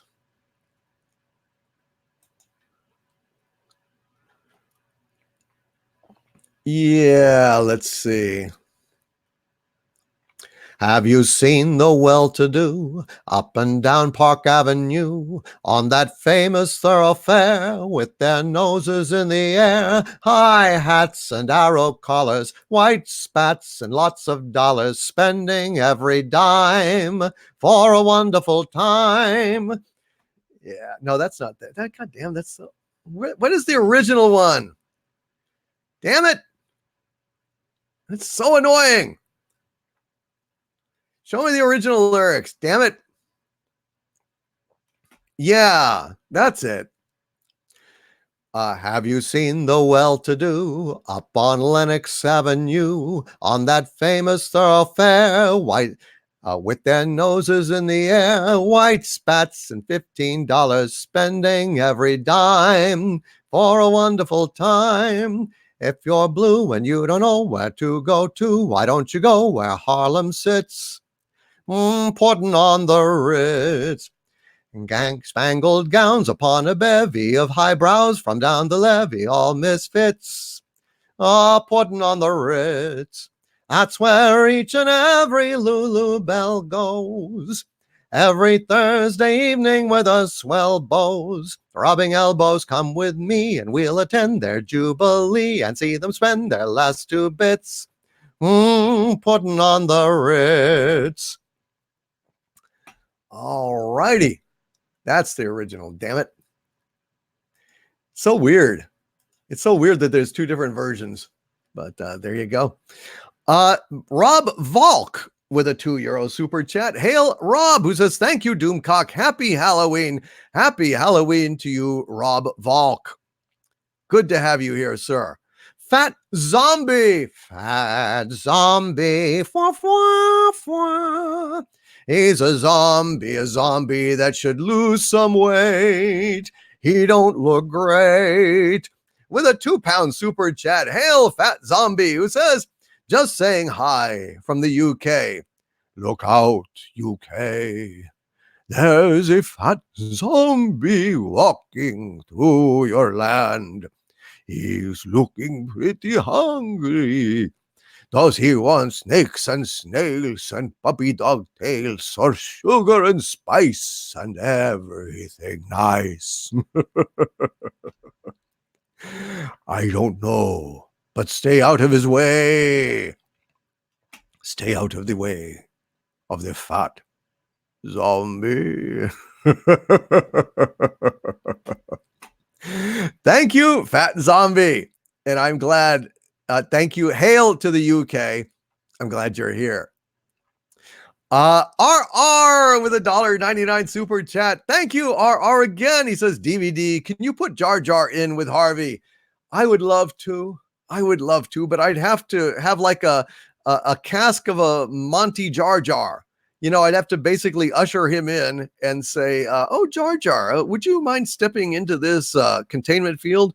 Oh, I'd be happy to. I'm a great director. I know, Jar Jar. Well, here you go. What's that green thing in there? You'll see. You'll see soon enough. Oh, you'll see. I wish I could. I haven't found a way to do it, but if I do, believe me, I'll tape it. I'll tape it and I'll put it on YouTube. Okay, I'll put it on YouTube. Thank you, RR. Wes Killingsworth. Hello, Wes, with a $2 super chat. Hail, Wes, who says, hail, my friends, and happy Halloween. Hail, Wes Killingsworth, and thank you, my friend, for being here, my legionnaire, Wes Killingsworth. Hecate's daughter with a $1.99. Thank you, Hecate's daughter. And she says, Oolaloom by Poe takes place in Lonesome October. Yes, it does. Yes, it does. Oolaloom. Oolaloom. Let me see how long it is. I'll see if I can. Oh, it's quite long. It's quite long, Hecate's daughter. Perhaps I will do it this evening. Perhaps I will do it this evening. Also, it looks very complicated to read cold. So I don't think I can do Oolaloom right now. But perhaps in the future, Hecate's daughter. Thank you, however, for being here. And I hope that I've made this October just that much less lonesome for all of you guys. I don't know. I wonder if there's a song that I can do for you guys. How about a little bit of a Shine on Harvest Moon while we're here? Would you all like that? Do that live for you guys. I do this in the voice of Leon Redbone.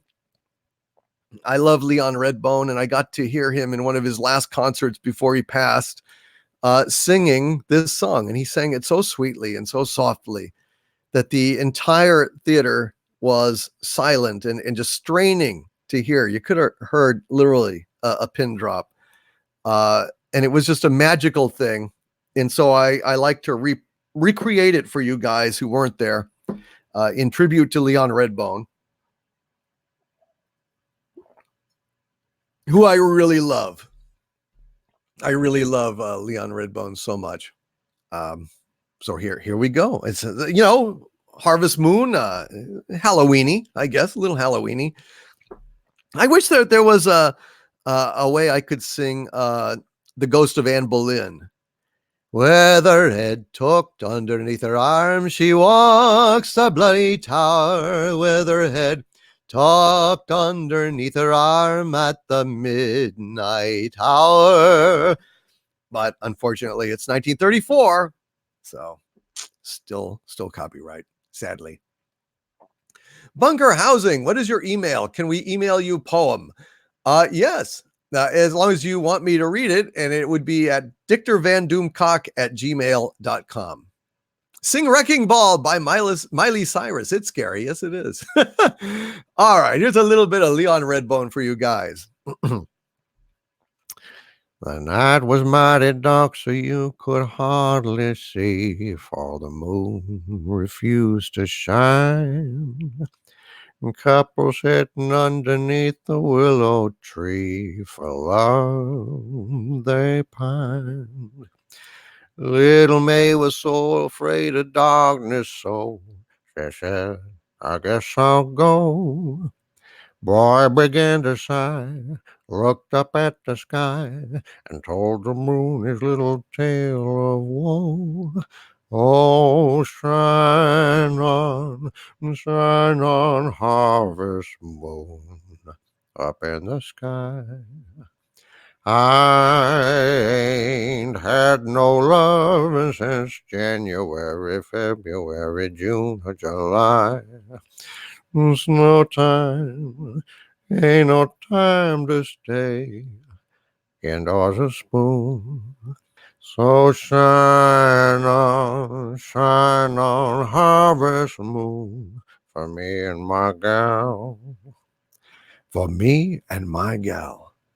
What a great, great song.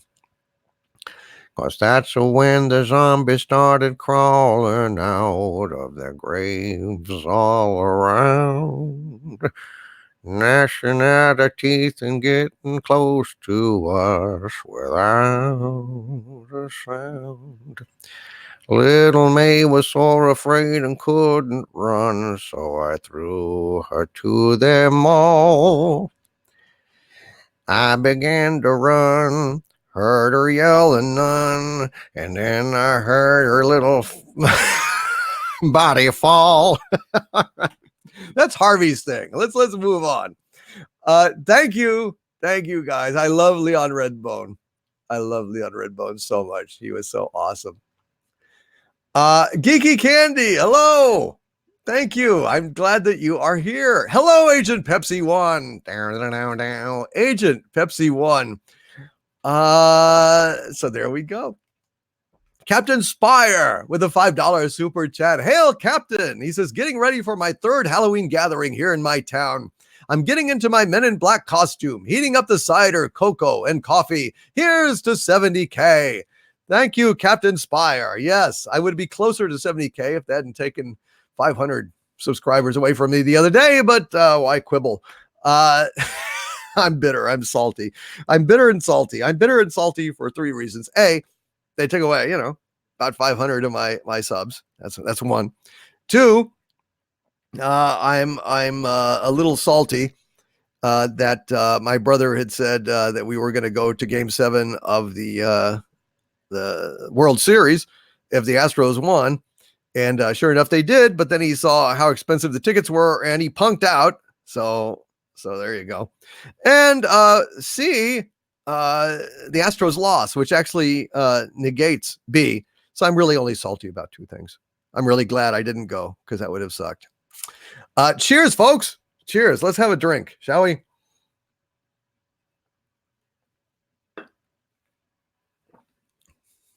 All right.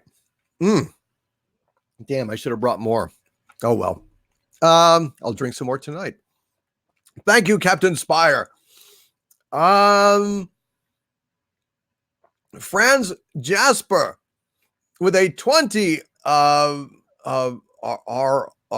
it's Brazilian currency. 20 Brazilian dollars, I'll just say. Thank you very much, Franz Jasper. My first time I think I've seen you here, sir. And he says, "Hail, my Lord and Harvey. Give a shout to one of your legionnaires all the way from Brazil." Brazil. Our hearts were entertained in June. We stood beneath an amber moon and whispered softly, "Someday soon." I love Brazil. I love the movie Brazil. I love you, Franz Jasper. Although I don't know what your Legionnaire name is. Hail, Franz Jasper, and thank you so much for the generous super chat. And speaking of Legionnaires and generosity and bewitchiness, it is Abby Olace is back with another $50 super chat. Abby Olace, you are too kind, my dear. Thank you. Thank you, Abby. And she says, "Just because. Blessed be, my Lord. Blessed be to you, Abby Olace. I wish that there was something I could do special for you. So if you have a request, let me know. Let me know." Chris Persia says, "Mayhaps those missing subs will return. Gary lost 600, then got them back 24 hours later. Perhaps it's a matter of waiting. As I'm so tired of waiting for subs." Well, I don't know. I didn't know that. I didn't know that. So I don't know what to tell you. Stellar Heather has a brother. Is he a semi-super villain? No, I call him my brother, but he's just my friend. I call him my brother, though. So we're close friends. Sentient Dildo says, "I was one of those 500 DC. Good. So it's only $4.99 now because you certainly resubbed. I hope you did anyway." Aluvrian Imikara says, "Check your mail. I shared a couple of interesting ghost stories with you." Oh, thank you very much, Aluvrian Imikara. That's wonderful. Good material for later tonight. That's wonderful. Let's see. Blue Box Revan with a $5 super chat. Thank you, Blue Box Revan, who says, "Never has there been a more sophisticated supervillain in all of time and space. Hail Doomcock! Stay angry and charming, my friend." Thank you, Blue Box Revan. I appreciate that. High compliment, high praise. Greatly appreciated, my friend. Thank you, Blue Box Revan. Wow, more sophisticated. I like that. I'm deeply flattered by that. I'm a little flabbergasted. Sophistication. Wow. Even as I do goofy sound effects, I love it. Even goofy sound effects cannot dim my level of sophistication. I am proud. I am deeply proud and gratified. Thank you, my friend. Josiah Clinch with a $2 super chat. Hail, Josiah says, "Harv got pie. He stole your candy. 3 bags. P4H. Pie for Harvey." Thank you, Josiah Clinch. Abby Ole says, "My Lord, I only ask that you be well." I'm trying, Abby Olace. I'm trying so hard, but you're making it easier. Thank you for your support. I appreciate that greatly, greatly, greatly indeed. Sencha Dildo says, "Frack them. I was also censored because my name is offensive." Pfft, I know. What's wrong with a sentient dildo? Wasn't there like a a Steely Dan song. Sentient dildo, shake it. So fine, so young. Tell me I'm the only one. Sentient dildo. There you go. I was working in the lab late one night when my eyes beheld an eerie sight. From the when my monster from his slab began to rise, and suddenly, to my surprise, he did the cock. He did the Dick Doomcock. The Dick Doomcock. It doesn't quite work. But thank you, Stellar Heather. I'm glad you enjoy the goofy sound effects. Hail, Dr. Meatball. Agent Pepsi 1, when will your followers get it right? Most sophisticated. You're quite right. I'm not one of the most. I'm the most sophisticated. Agent Pepsi 1. That's right. I need to go ahead and be using my upper class English accent. Oh, yes. Oh, yes. Well, I went, me and the boys at the club were very, very posh, you see. Very posh and proper. Oh, the posh life, the traveling life for me. Hail to you all. I'm going to be insufferably upper class for the rest of this live stream. I'm going to be adopting my English explorer voice. Yes, it's rather stuffy.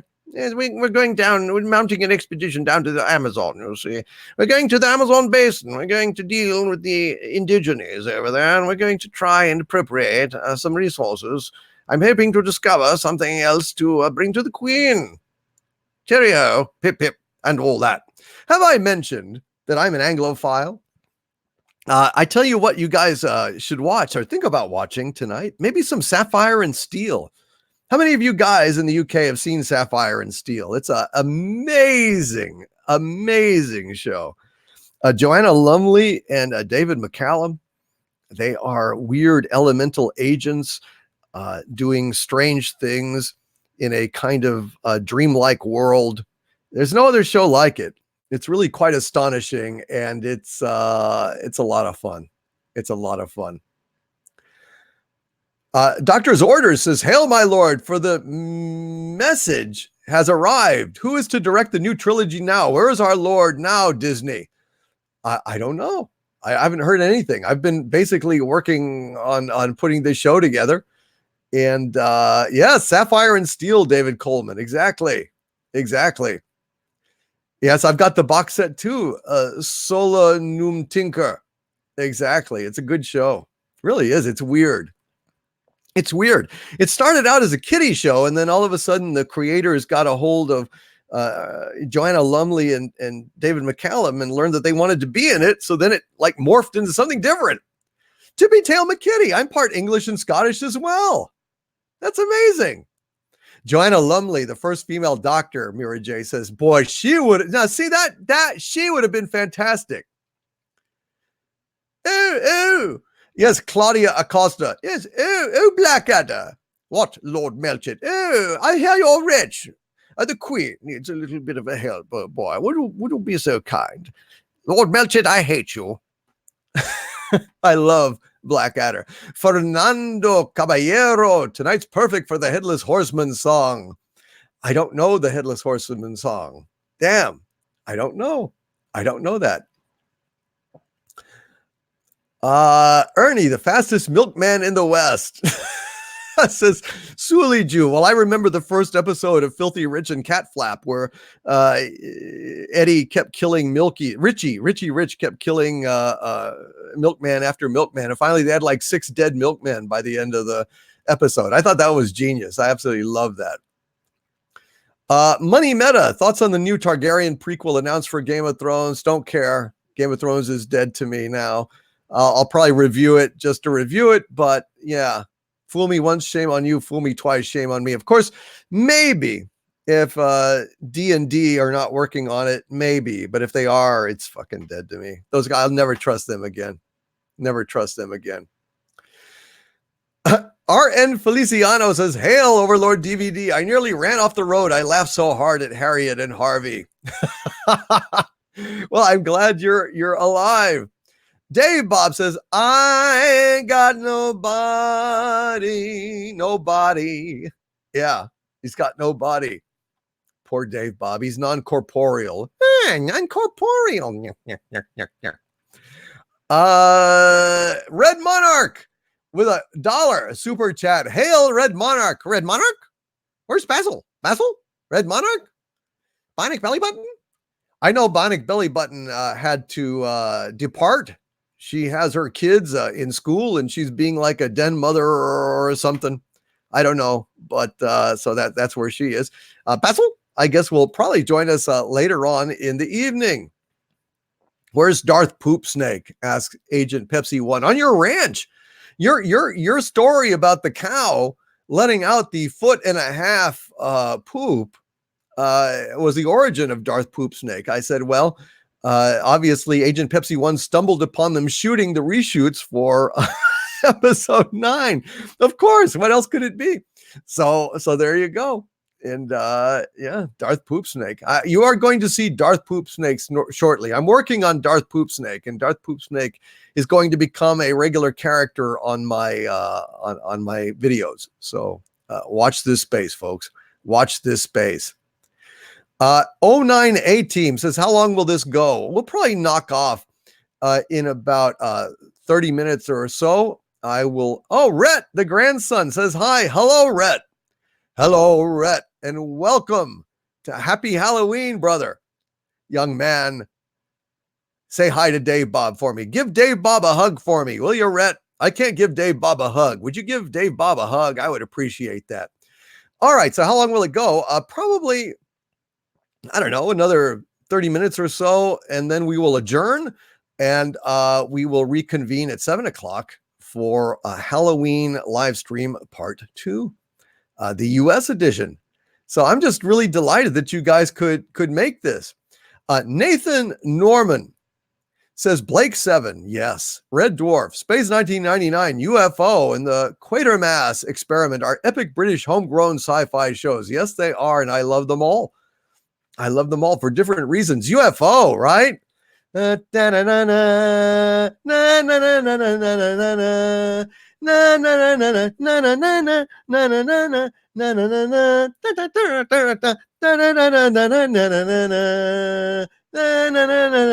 na na. And of course, Blake 7. Bum bum bum bum bum bum da na na na na na. Bum bum bum bum bum na na na na na na. Bum bum bum bum bum. Dum dum dum dum da dum dum dum da da dum da da da bum bum bum bum bum da na na na na na na.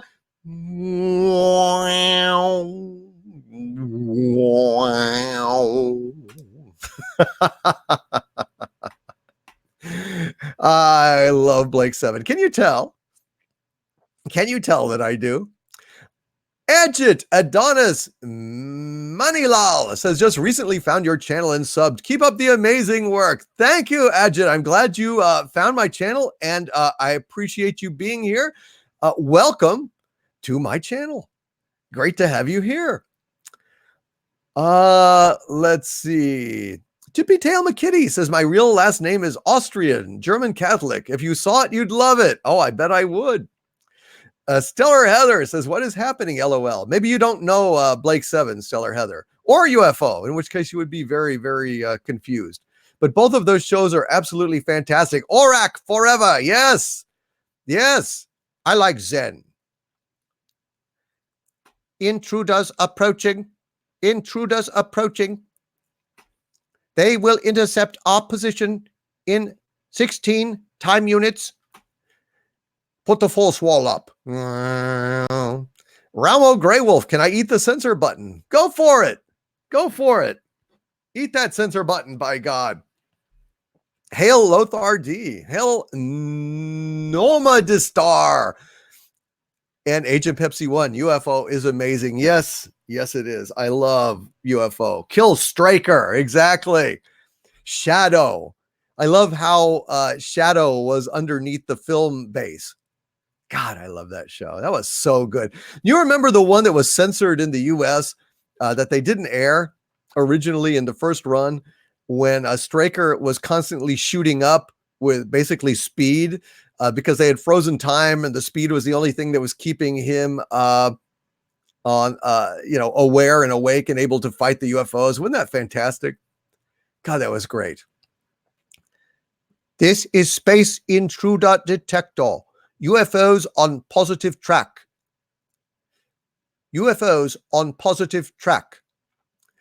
Let's scramble the interceptors. Dum, dum, dum, dum, da da dum, da da da da. Yeah, it was fantastic. Ed Straker, played by Ed Bishop. Yes, indeed. Ah, God, I love it. Hail, Ken Jack Ben. Welcome, my friend. Happy Halloween to you, sir. Stryker was the voice of Captain Scarlet. I did not know that. Michael Strelitz. That's very good. And Suliju says, things are bad when sci-fi 40 years ago is better than today's. Yeah, you are quite right. UFO Time Lash, says Agent Pepsi 1. Yes, indeed. Yes, indeed. And Dark Shadows, yes.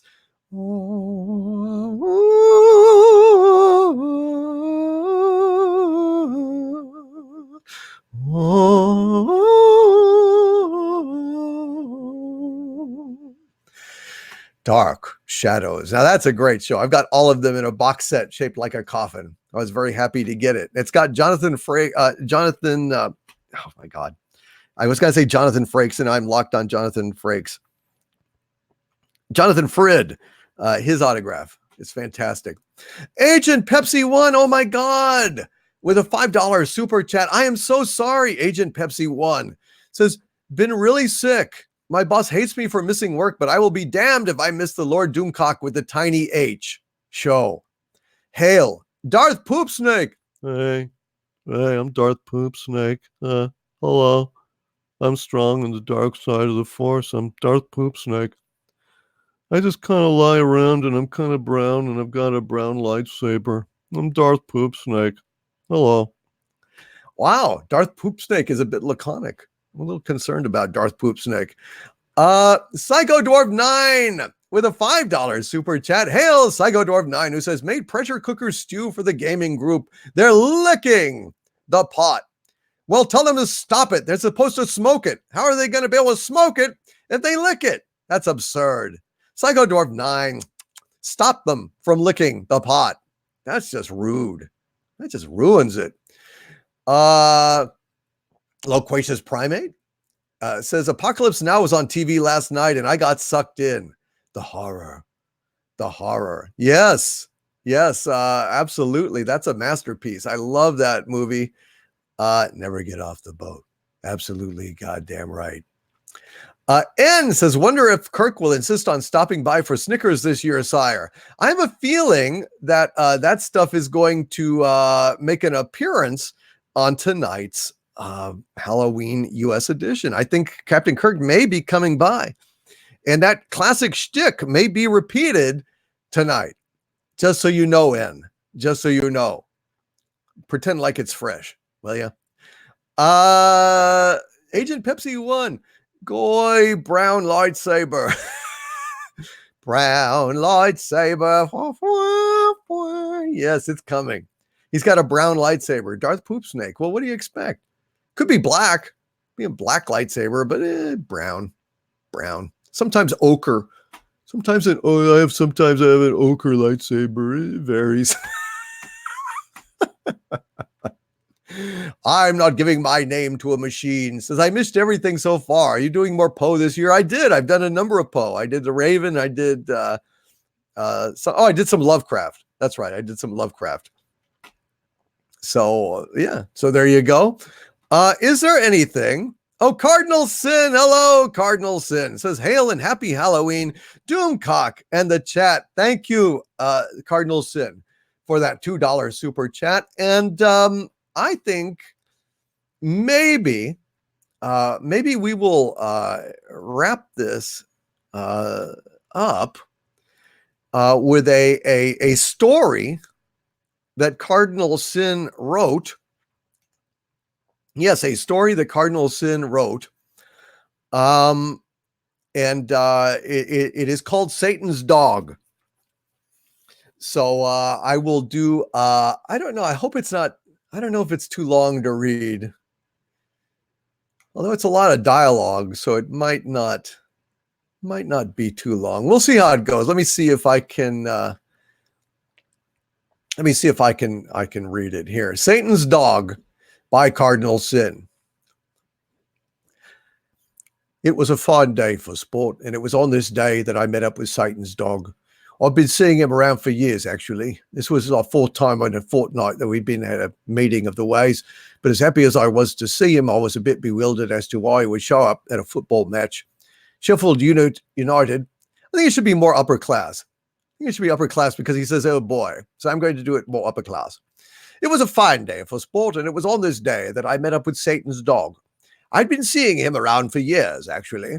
This was the fourth time in a fortnight that we'd had a meeting of the ways, but as happy as I was to see him, I was a bit bewildered as to why he would show up at a football match. Sheffield United was leading Manchester City by 2 goals. Satan's Dog trotted up, panting slightly and wagging his tail. He was a normal Scott Terrier, except for his ability to speak, the fiery red glow that surrounded him, and sometimes grew quite fierce when he became angry, and the odd supernatural power. He sat down next to me and shook his coat. Hey there, Joe, Satan's Dog said merrily. How's it going? Fine, fine. Odd seeing you here, old boy, I replied, pulling out my bag of crisps. I had no idea you were a sportsman. Unfolding the half-empty bag, I pulled out a few crisps and threw him one which he deftly caught in his mouth with a short jump. Oh, yes, quite, Satan's Dog said, chewing. I like a good game now and then. I even go out for the odd cricket match ever so often, he said, finishing his crisp and gulping it down. When master lets me, of course. He sat up and wagged his tail, begging for another crisp.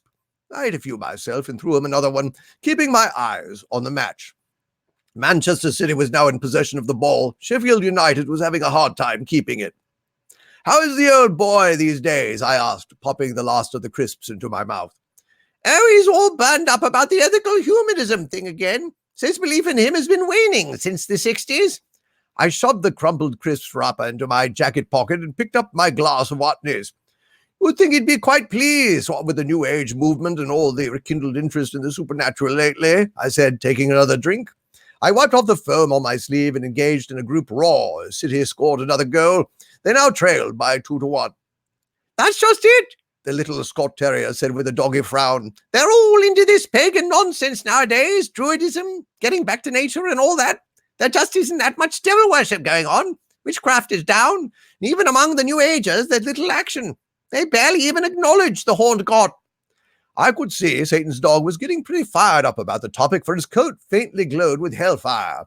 I wasn't worried. A few people could see him anyway. He paused to scratch and then turned back to watch the game. I bent down with my cup to offer him a quaff. Care for a beer? I asked, setting it down next to the dog. He sniffed it and took a gulp, ducking his stout in it. Ack! He exclaimed, knocking the cup over with his nose. Red Barrel! Satan's Dog pawed at his mouth with both front paws and spit about, making quite a dramatic display of nothing, I thought. I don't know how you can drink that stuff, he said, sticking his ample tongue out. Tastes horrible. He laid down on the pitch and began to eat some grass. I looked at him with my arms crossed. Look, matey, you didn't have to go spilling the whole lot of it, though. The terrier simply looked at me between chews and said, Well, Joe, you didn't want to go drinking that after a dog had been in it, did you? There was a moment's pause, and then we both burst into spasms of uncontrollable laughter. After we calmed down, Satan's Dog sat up and said, Well, that's what you'll get for drinking Red Barrel. Do you a favor, if you ask me. He was actually quite fond of beer, as most dogs are, but I suppose he considered himself a bit of an aficionado. The dog generally preferred a good stout, but then again, who doesn't? I turned to my canine friend with a questioning eye. What are your plans for after the match? I pulled out a fiver. Care to swing around the pub? The terrier shook his head. Afraid not. Much as I'd like to, I am invited to the palace for tea. I threw up my hands. You're having tea with Her Majesty again? That's got to be the third time in a month, matey. I think the Queen is sweet on you. Satan's Dog rolled his eyes and scratched again. She just thinks I'm cute, that's all. Right, I said, giving the old wink-wink, nudge-nudge, say no more. He stood up on all fours and prepared to leave, first walking over to a nearby wall and lifting a leg. Tell you what, though, he said, doing his business. You finish your game here, and I'll meet you at the pub for a few cold ones later. I agreed. All right. Oh, by the way, bring me one or two of those scones she always says, will you? They're delicious. Satan's dog gave me a nod and trotted off to have his tea with the Queen. As it happened, she was the only living member of the royal family that could see the dog. She did enjoy his company, and he always had a standing invitation at Buckingham whenever he was up. Of course, he had no trouble getting past the beef-eaters. Hell, that dog could walk right off with as much of the crown jewels as he could carry in his mouth, and no one would be any the wiser. I pulled out a Dunhill, lit up, and watched the rest of the match. It was indeed a fine afternoon's football. City ended up creaming Sheffield United 5-2, which was rather expected, but a pleasant match nonetheless. I saw an old friend of mine on the way out, Stan Willingham, and we agreed to meet at the pub later. I knew he would like Satan's dog. I just hoped he'd be able to see him. He ought to be the type, I thought. An imaginative guy, Stan, not so totally absorbed in the fabric of reality he couldn't see Satan's dog hiding in amongst the folds. As they cleared the pitch, we had a couple of smokes and cracked bad jokes about the Prime Minister. Parting ways about 6, we agreed to meet at the pub around 8. As I opened the door to the house, I could smell that the wife had dinner on for 6:30, and it was chops tonight. "Hello, love," I yelled into the kitchen, hanging up my cap and jacket. "Evening, dear," she replied, banging around pots and pans. "Your dinner will be on in a few." "All right," I said, walking in. She had biscuits in the oven, too, I could see, and gravy and a pan for the mashed potatoes. Gave her a big hug, and with my arms around her, planted her a wet kiss on the mouth. "Judith," I said, looking her straight in the eye, "you're an angel on earth, if ever there was one." "Don't I know it?" she replied, kissing me back and then pushing me off. "Now get out, or I'll scold you," she said, grabbing a pan and waving it menacingly. All right, I'm going," I said, scooting out of the kitchen at her command. As I grabbed the paper off the hall table, she called for me to have a look at the loo. That damn plumber hadn't been in to fix it yet. "What, just before supper, love?" I implored. She just stuck her head around the corner into the hall and said, "Oh, go on, read your paper then." And so I did. And after a fine meal and a look at the loo, which was still beyond my ken, I donned my hat and coat and with a nod to the wife was out the door to the pub. And it was just around the way. I dispensed with the car and hoofed it. I was there in a few minutes and the sun was just setting over the horizon when I opened the door to Max's green taxi. All the boys were there. I was surprised to see Satan's dog had already arrived. He had somehow finagled someone that could see him into buying him one and was working on the harder-to-reach bottom of the pint as I approached him. Now there's something you don't see every day. I started a dog sitting on a bar stool drinking a beer. The terrier simply looked up at me, licked his whiskers, and said, "Something you should see a lot more of if you ask me." He paused for a second, then added, "Course I couldn't be talking if I were you, mate. You were the one that was quaffing a hotness this afternoon." I smiled and pulled out a fiver. "Quite right you are, Max," I said, turning to the portly owner at the bar. "I'll have a pint, please." Max nodded, and I looked on as he drew me a glass of beer. I passed him the fiver, which he brought it over. Max shot me an amused look and said, "Joe, this is your first one of the evening, and you're already talking to yourself. Am I going to have to worry about you tonight?" Max knew that Satan's dog was more than a running joke we all brought up when someone discovered that his once full beer had been drained. Funny how no one ever seemed to notice the glasses of Watney's Red Barrel always managed to remain unmolested to the end of their natural lifespans, and he wonders why I drink this stuff. That dog's not as smart as he seems, considering he can talk. He is up on most blokes, though. Now, we are at the halfway point, my friends. I don't know, are you enjoying the story? Are you having fun? Shall I continue, or should I move on to some chat and conclude it at some other time? I'd like to see, it's a long, so we're about halfway through. I don't want to tax anyone's patience, so are you enjoying this or are you not? Say yes if you would like me to continue, or no if you would like me to move on to something else. No criticism whatsoever to Cardinal Sin. However, it's a bit long. Eris of Chaos says yes, yes, yes. Ooh. Yes, I'm enjoying this. It's fun. Yes. All right. We're going to go on then. Thank you. Let me continue here. I'm going to take a little bit of a drink, however. All right, here we go. Cheers, folks. I'm going to take a drink and then resume our little tale. By Cardinal Sin, our very own Cardinal Sin. Yes, the writer is in the house.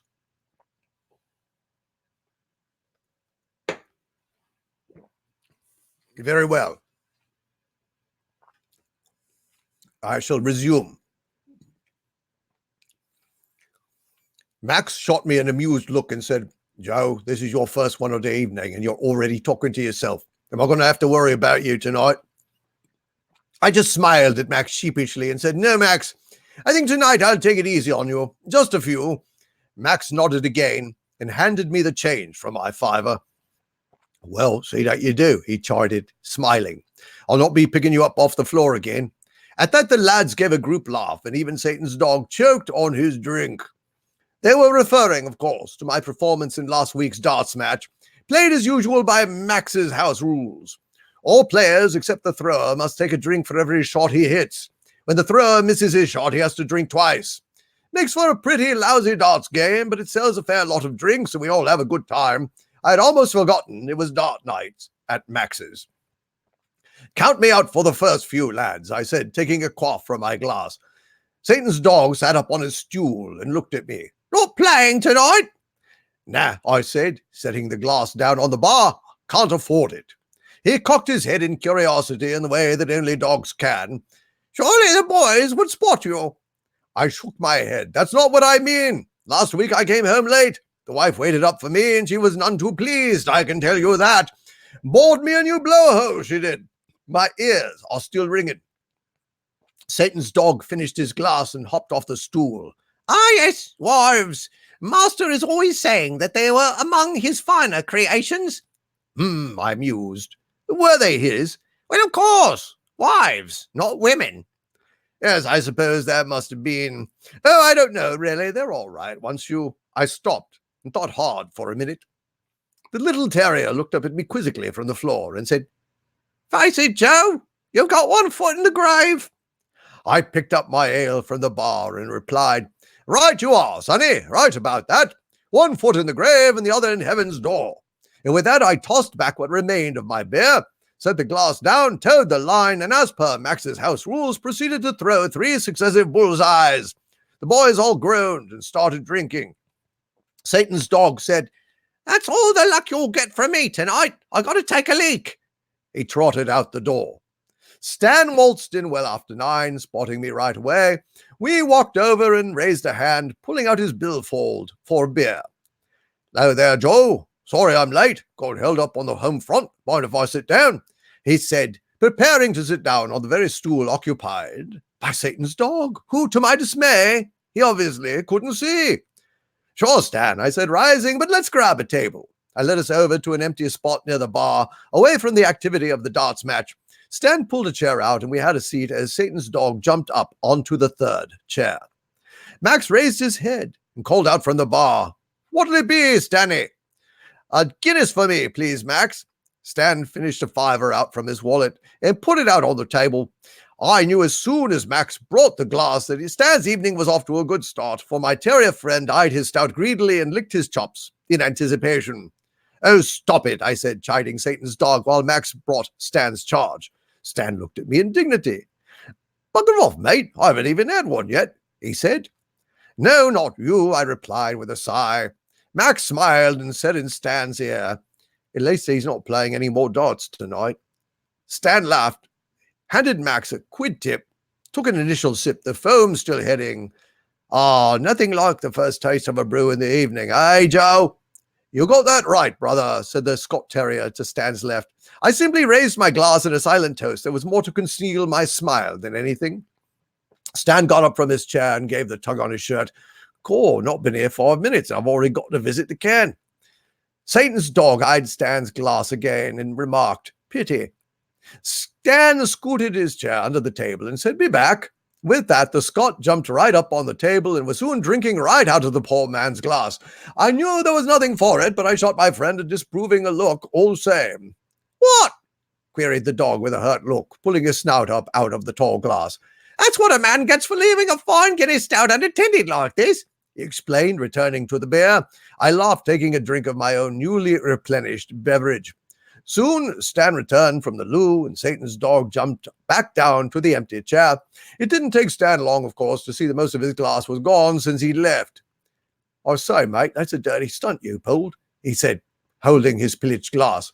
And while I was evacuating me bladder, too.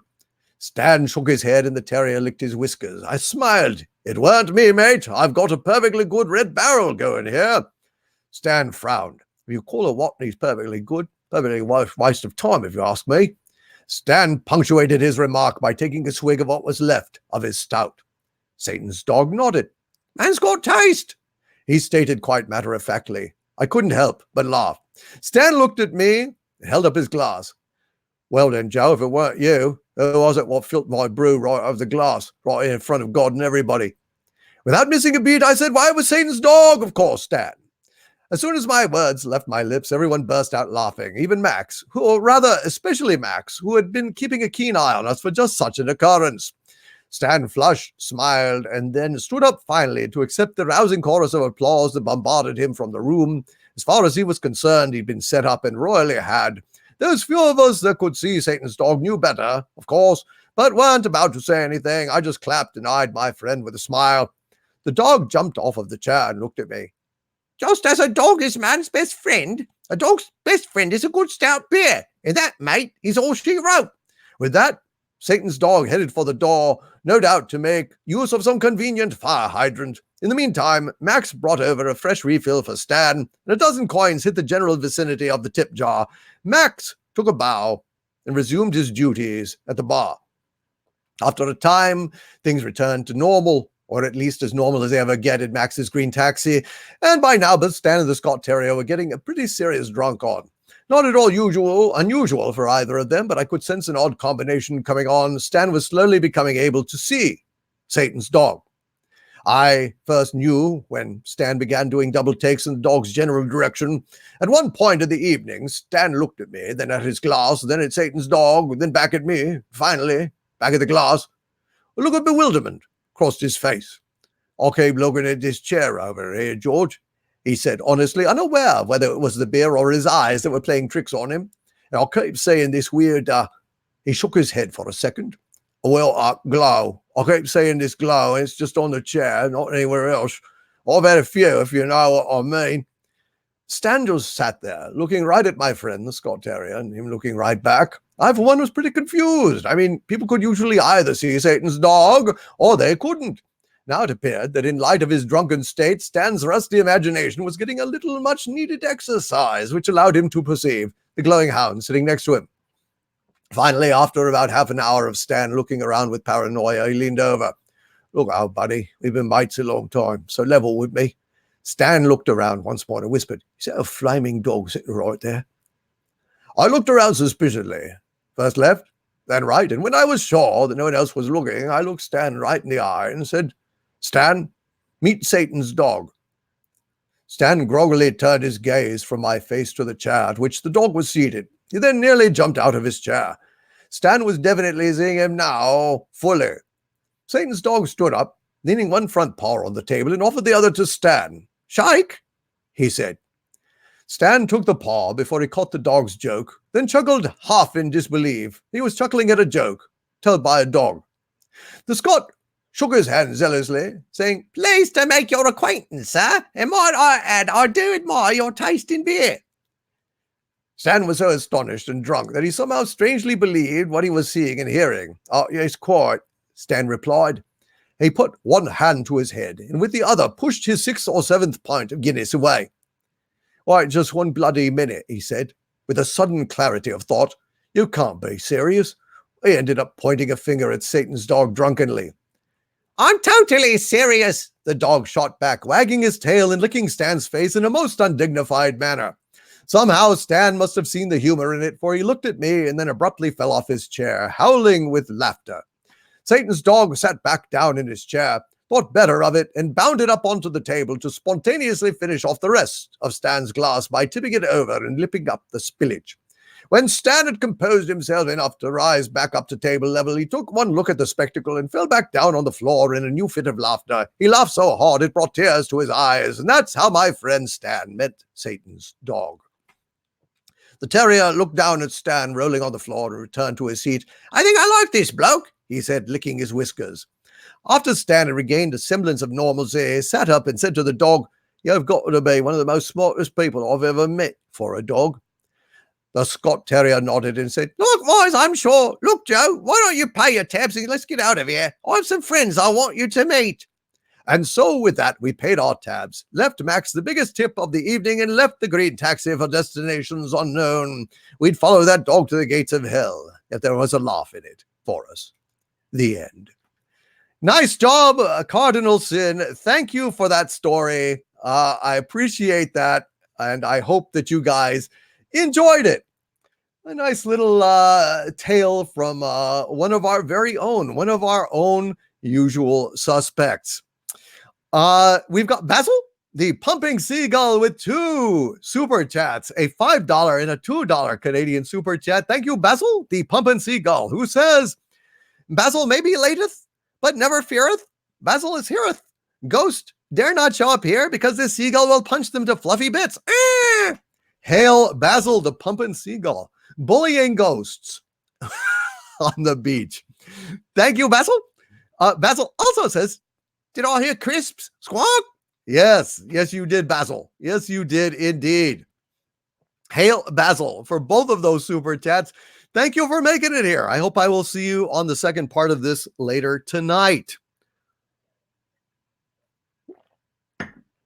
Thank you, my friend. Kenny Zelinka with a $5 super chat. So this is a spoiler, folks, if you haven't seen Terminator Dark Fate. Although this has been rumored to death. So close your ears for the next minute if you don't want to hear this. Spoiler alert.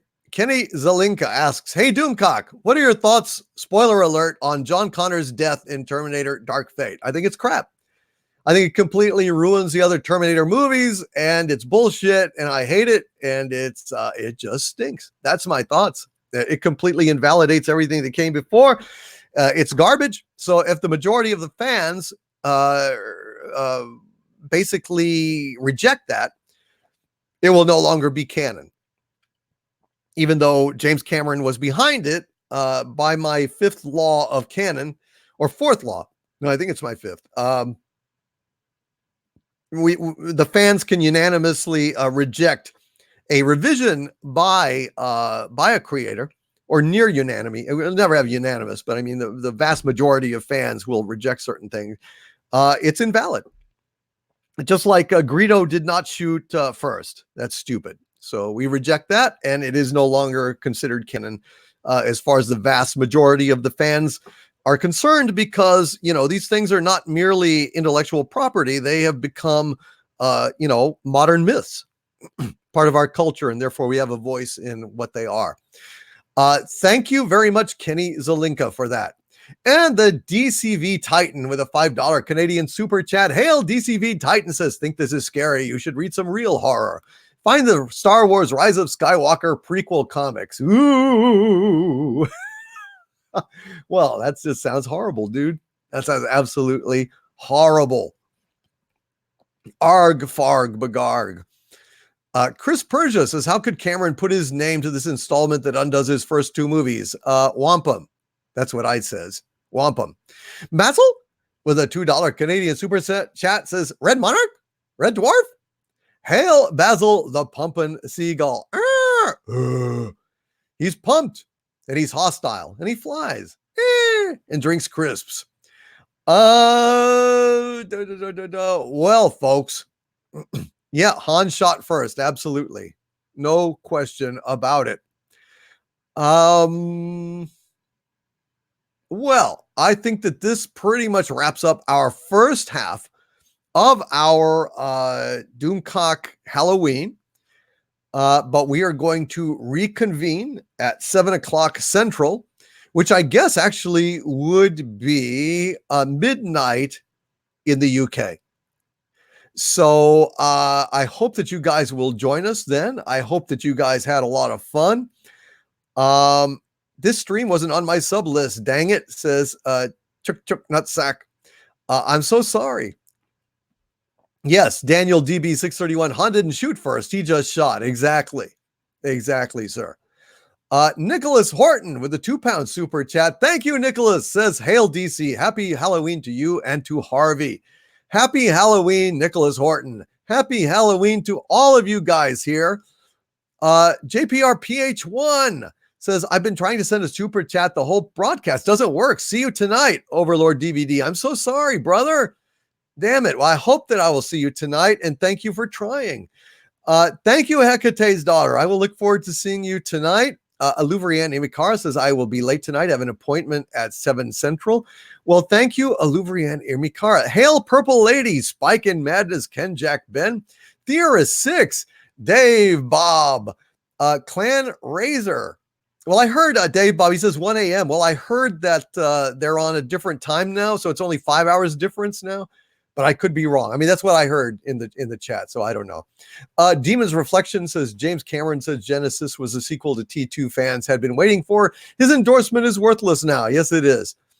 Sometimes these creators go senile or whatever and lose track of their own creations. I don't know, but I think it's a goddamn shame.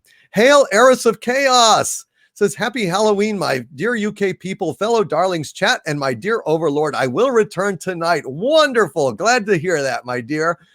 Nomadistar says, this has been awesome. Thank you, Overlord DVD and everyone. A real privilege. You are, oh, Dayhawk 666. I missed one. It scrolled by. I see it now. Dayhawk 666 with $1.99 super chat. So sorry, Dayhawk.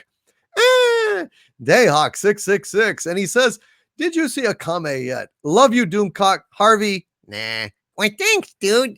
Don't love you either. 666, even though you come on all sexy and wonderful with a 666, which is designed to appeal to evil like me, but screw you. I see through you. I see the good within you. You can't fool me, dude. Hail, Dayok 666. No, I've not seen a Kame yet. I've just not had the time. I've been so busy, dude. But it is on the list. It is in the pile. It will happen, Dayhawk 666. Trust me, it will definitely happen. Well, this has been fun, you guys. I'm glad that I was able to spend this time with you. I hope you had fun with all the reading and the goofery and the silliness. And I hope that you guys will tune in later this evening. I think we're going to have some fun, and we're going to have some trick-or-treaters as well, just so you know. All right. From the center of the earth. This is, we've got one more here from Mikey Bomer. Hello, Mikey Bomer. Welcome. He says, just join your Patreon to say thanks for the hours, nay days of great content. Wow. Thank you, Mikey Bomer. Thank you for that $5 Australian super chat. We've got another Australian Legionnaire. Hail, mate. Cheers, matey. Thank you for being here, Mikey Bomer. And it's great to have you. We've got another Legionnaire, folks. Yay! I'm delighted. Nomadistar, thank you. Says, you rock, Doomcock. Thank you, Nomadistar. Fourth Roar Down says, the world will hear of us again. Chili Peen, hail the women of Halloween. Absolutely. The women of Halloween. I wish I had a little song I could sing for you guys, but I think we don't have a lot of Halloween songs, you know? We just don't have a lot of Halloween songs, unfortunately. It's sad.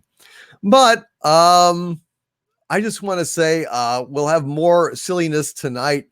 And I thank you all for being here. Clan Razor, good to see you. United World of Doomcock, absolutely. Spike in Madness, thank you.